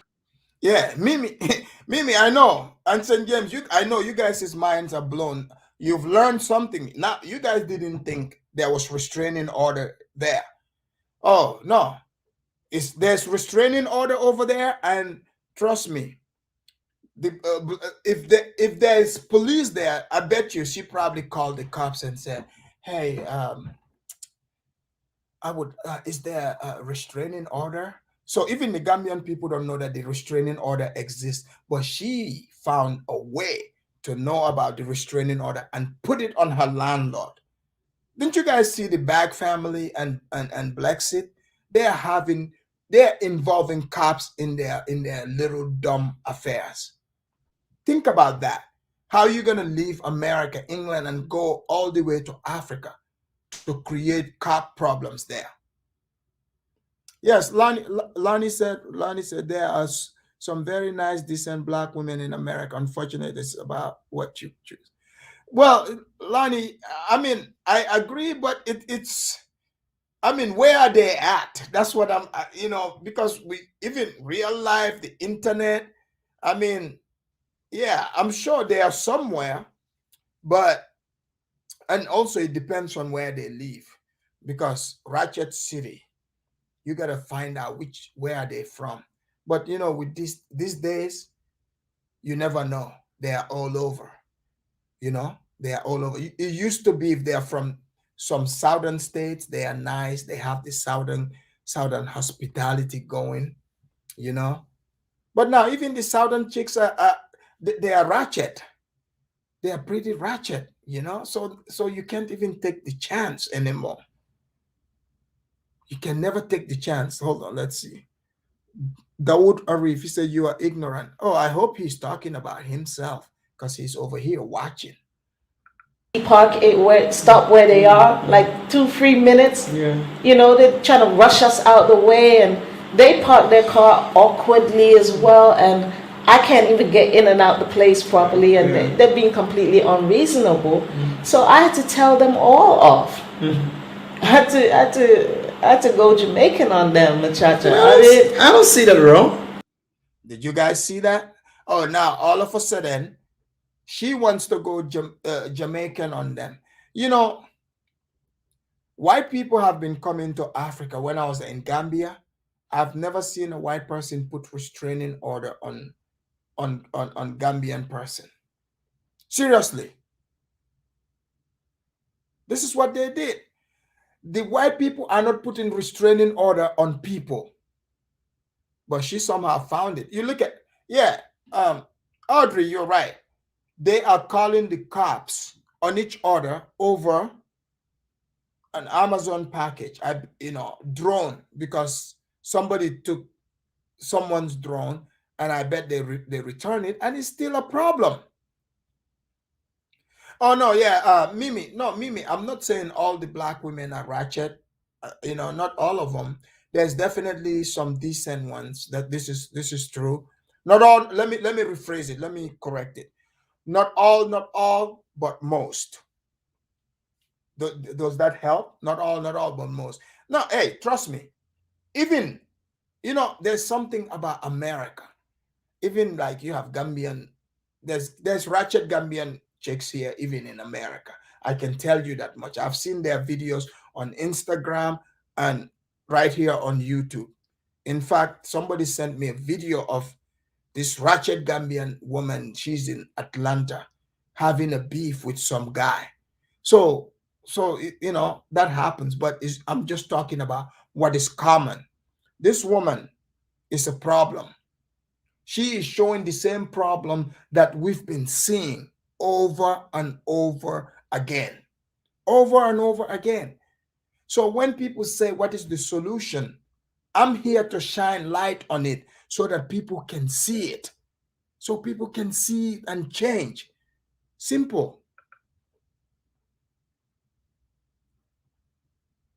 But then, if you're talking about this whole concept of elder and respect, I've not received it, and then I've not given it because it's not being. I've not seen the respect on either side. In the sense that over here is that we give respect. If I say respect, it depends how it's been given back. Because I know respect is when a reciprocal, they used to say, yes. Okay, all right. It's being given. You give to receive respect. All right. It depends how that elderly person talks to you. The elderly person that deserves respect. Sometimes it's that when an elderly person talks to you in a polite way, right. All right, but it's wrong. Right. You understand? Man, muchacha, you're talking to somebody who has no concept of respecting the elder. If you come to America here, just even sometimes see how the kids talk to the parent. Oh, some of these women, they talk to the to men and other people. Very disrespectful. I'll tell you a story. One time I was invited to you know, they call it at this Black Lives Matter meeting, you know, and I showed up. In fact, you know, I wore, you know, I came there. I was dressed nice. I had on a dashiki and everything. So they, you know, they were there talking about police brutality. They told me the topic. I did thorough research, and I showed up. So I'm thinking they want real information, the truth. But the moment I got up and gave my speech, some black woman couldn't contain herself. She got up and started saying, "Oh, I'm sick and tired of this African coming here and trying to lecture to us." I was like, "Man, I'm not lecturing to you. You were here, you know, giving misinformation. You know, all I said was, instead of blaming the police, you should raise your children better. You should teach your children to respect authority, to respect men. But if children are not being raised by their fathers, they have been raised by mothers, and these mothers hate the father, always belittling the father. Do you think that child is going to respect any man?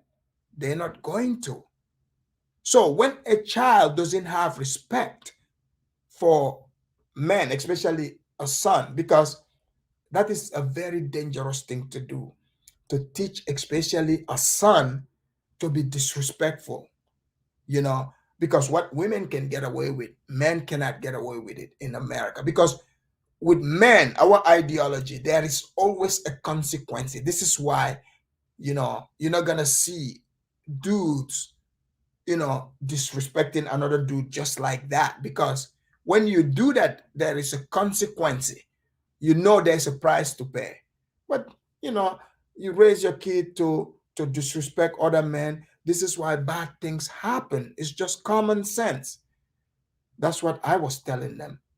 But they got super mad at me. You know, they are like, "Oh, you just want to lecture to us, blah blah blah." I said, "I'm not telling you guys anything here that I will not tell my own kid. Plain and simple. I'm just telling you guys here, you know, how things work in real life with men, with dudes. That's how it works. I used to work in law enforcement. Respect goes a long way. It goes a long way. When you disrespect officers, believe you me, it's not gonna go well. I don't have to tell you that.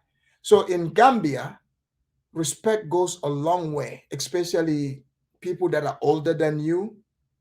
Showing them respect is a big thing, especially from a woman. But this woman is not used to respecting men. And she wants to be treated like a Gambian, right?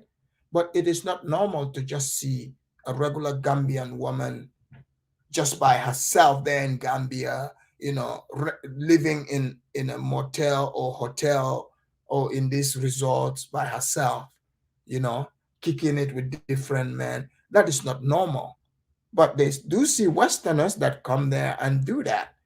So if they see you as a Westerner, it's because of, you know, your actions, your activities. But if you go and be adopted by a family and they see you doing that, they will be like, "Come on, don't embarrass us." And I think this woman, as long as she's been in Gambia, I think she kind of understand that part of the culture, but she doesn't want to conform to it. And I'm not saying, hey, conform or not conform is her situation, but do not pretend like, you know, the Gambian people have to do things your way. Because every point that Muchacha brings up, she goes against it. Every single one of them. Every single point. So how can she learn? And this is not only her. You know, plenty of them. We've seen it even here on YouTube. You know, the delusional talk, people even forming their own tribes and everything. I can't wait to see this made up tribes going to Africa and meeting the actual tribes. I'm waiting for that day. I'm seriously waiting for that day. In fact, those of you that are making up these fake tribes and you want to move to Africa, put up your cash app because I will donate to you. And please make sure you record videos when you get there. You know, in fact, if you're gonna go to Gambia, I know places. I know places you can go to with your tribe. I can tell you people you're gonna meet. So you know, you let me know. I will call them. They would receive you at the airport, and you tell them about your tribe.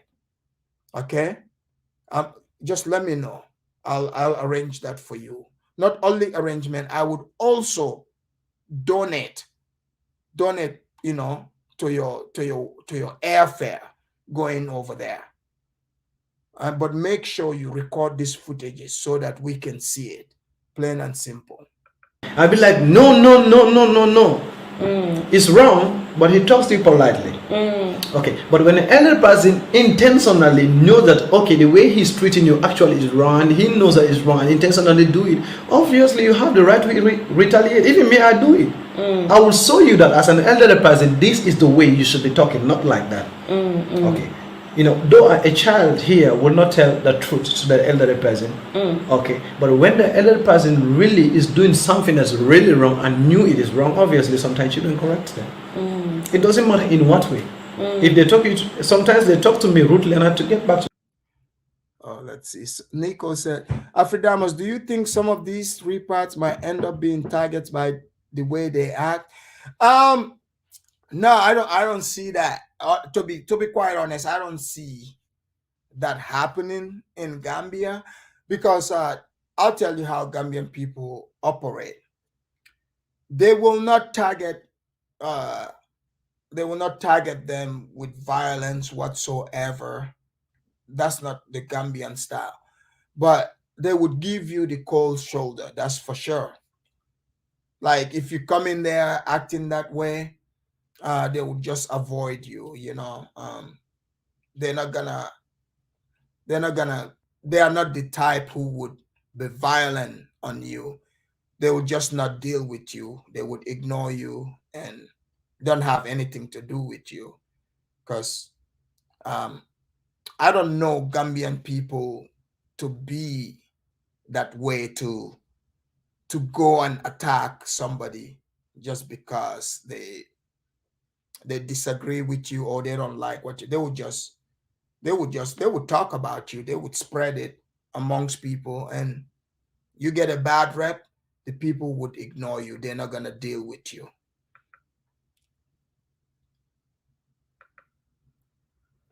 Yeah, Mimi, you're right. They will absolutely cut you off. And later that because I remember one, I will tell you something now. I went to pay money to one of the offices, all right. The guy is old, really enough to be my father. And then he cheated me.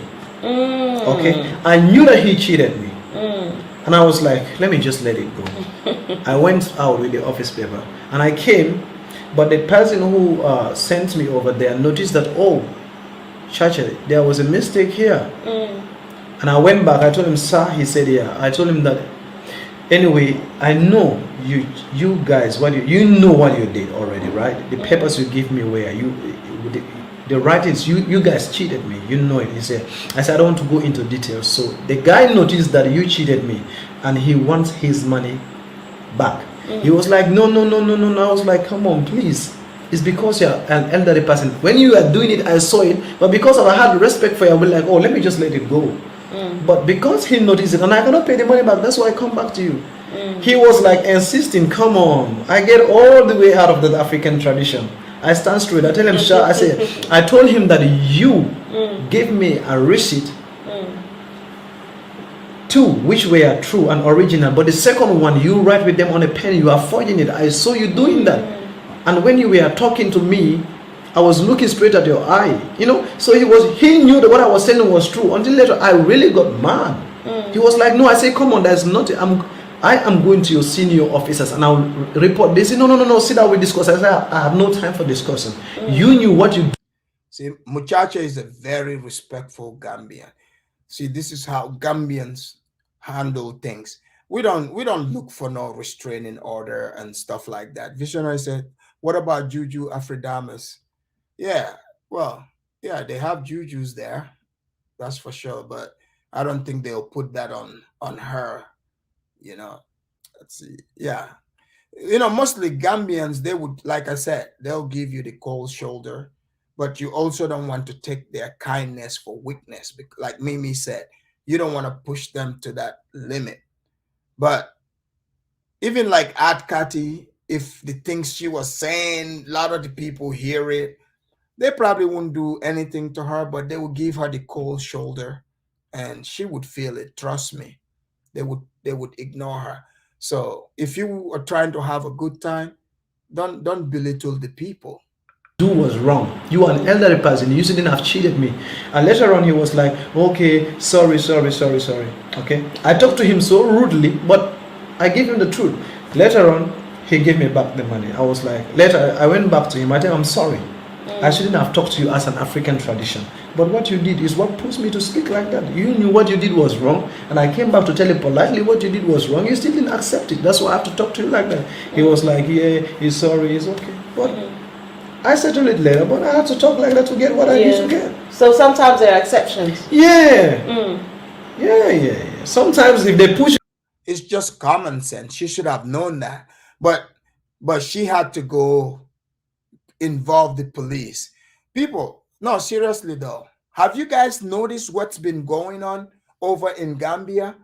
How many times have these people been involved with the cops? You guys remember the bag, Ricky? They got in a fight with some guy, I think last year or year before last. They had the cops involved in their case. So this year again, they got the cops on their case again. They are probably well known by the cops by now. They're probably known by the cops. This is what is not good. It's not a good representation.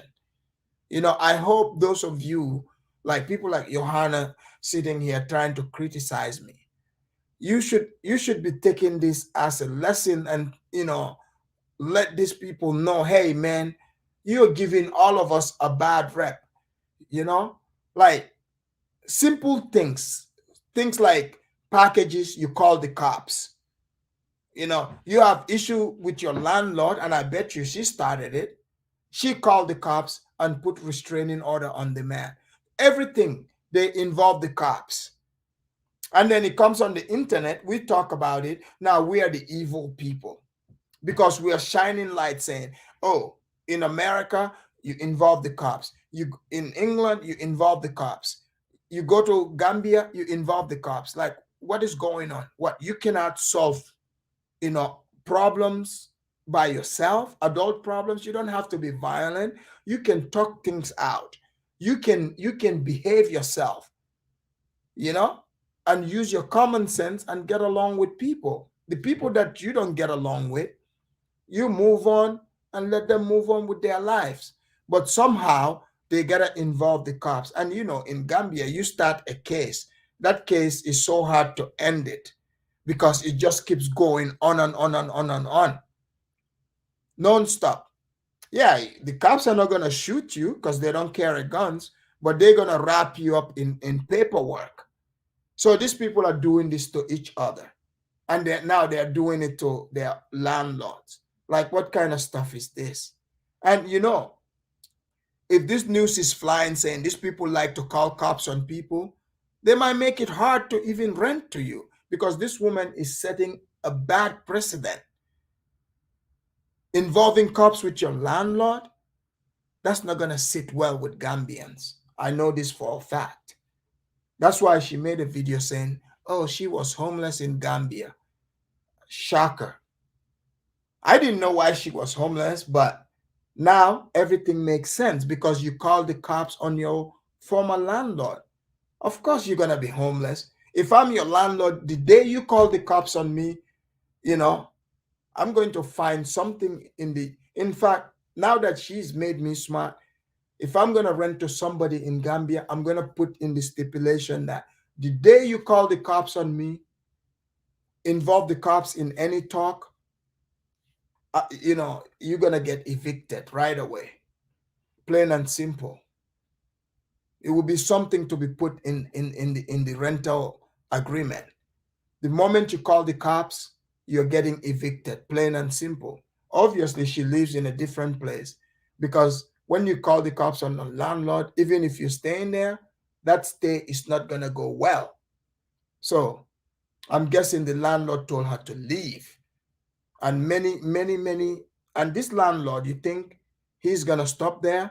He's going to let other people know. He's going to be like, oh, these people coming from England or America, oh, don't rent to them because they like involving the police. Right to the corner, come on. Everybody. So tell me, Muchacha, you know, there's quite a big repatriation movement. A lot of repats are coming here. Is there anything positive in this movement that you see from your perspective? Yeah, to me, yeah, they are doing great. They are awakening the people, one.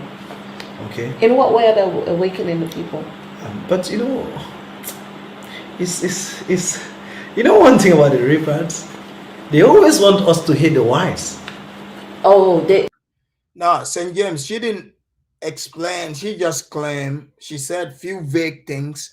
She said the landlord disrespected her. The landlord was complaining about her having like when her guests come, the way they park the car and stuff. You know, I mean, my thing is those are minor little things, but calling the cops on that, I mean, come on. This is Gambia. There's nothing you cannot talk over. This is why it's important to learn the culture. There's nothing you cannot discuss with the landlord. And even you are talking to the landlord nice, you're solving things, and let's say the landlord becomes a jerk, even the neighbors, trust me, the neighbors would come to your aid. They're gonna let the landlord know what you're doing, this is wrong.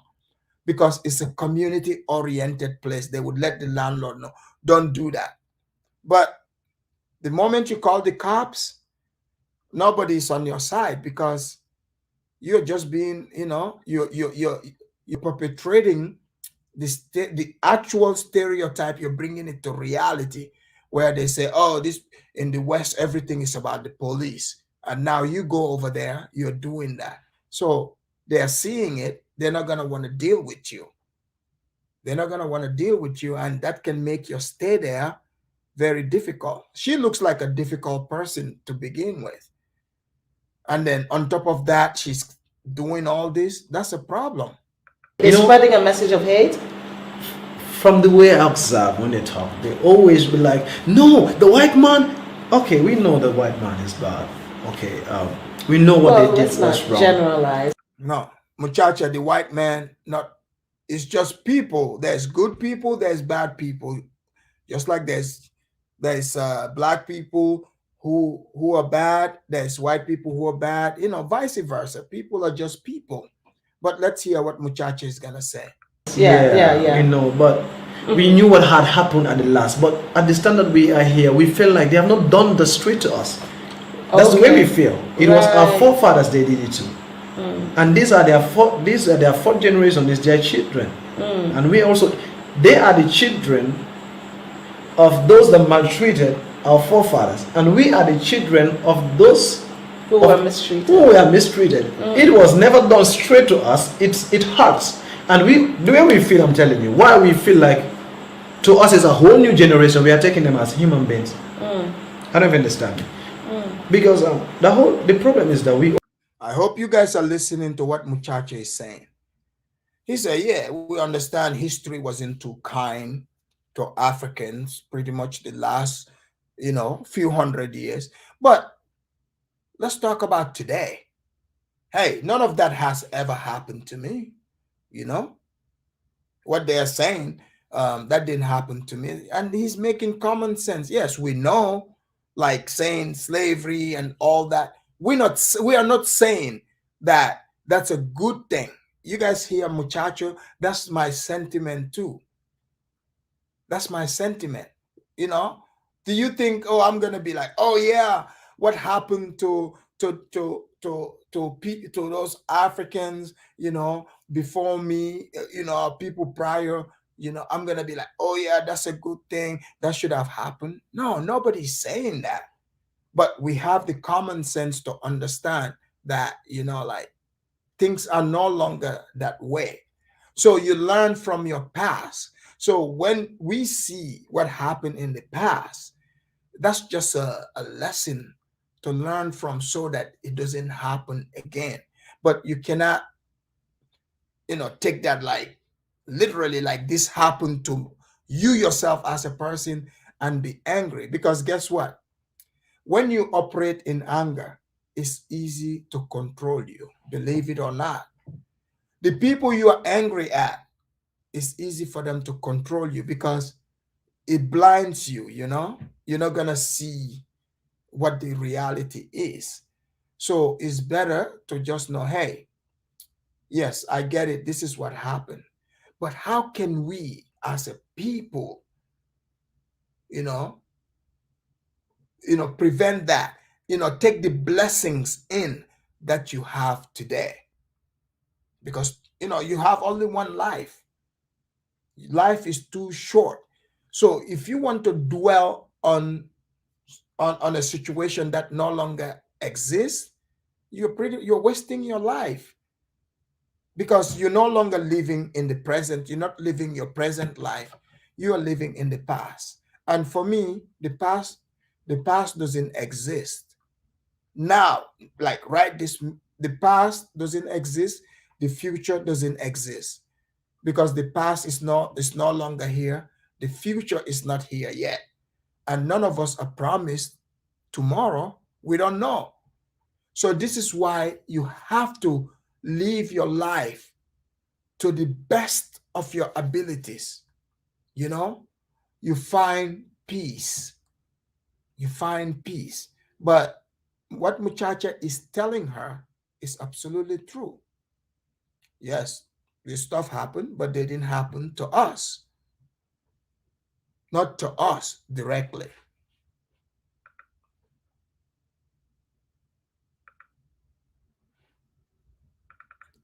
I like that Muchacha is schooling her, because Over the repairs. I know most people, they know the truth. All of us know the truth. The truth is embedded in everyone's heart. I mean, you're gonna reject it, but trust me, we are all born with the truth. I mean, look at children. Look at children. If you don't traumatize them and put things in their head, look at little kids. Look at how happy. Look at how happy they are. You know, they are happy. They are living their life until they become traumatized. People start putting things in their heads. Because look, everyone, whether you like it or not, I know people are not gonna like this. Every single person is born in a crazy family, whether you know it or not. Because you look at some of the things that you see, you yourself, you're like, oh man, this is crazy. But you don't judge the people. You don't. That's where the problem comes into play. When you start judging people, and that's playing God.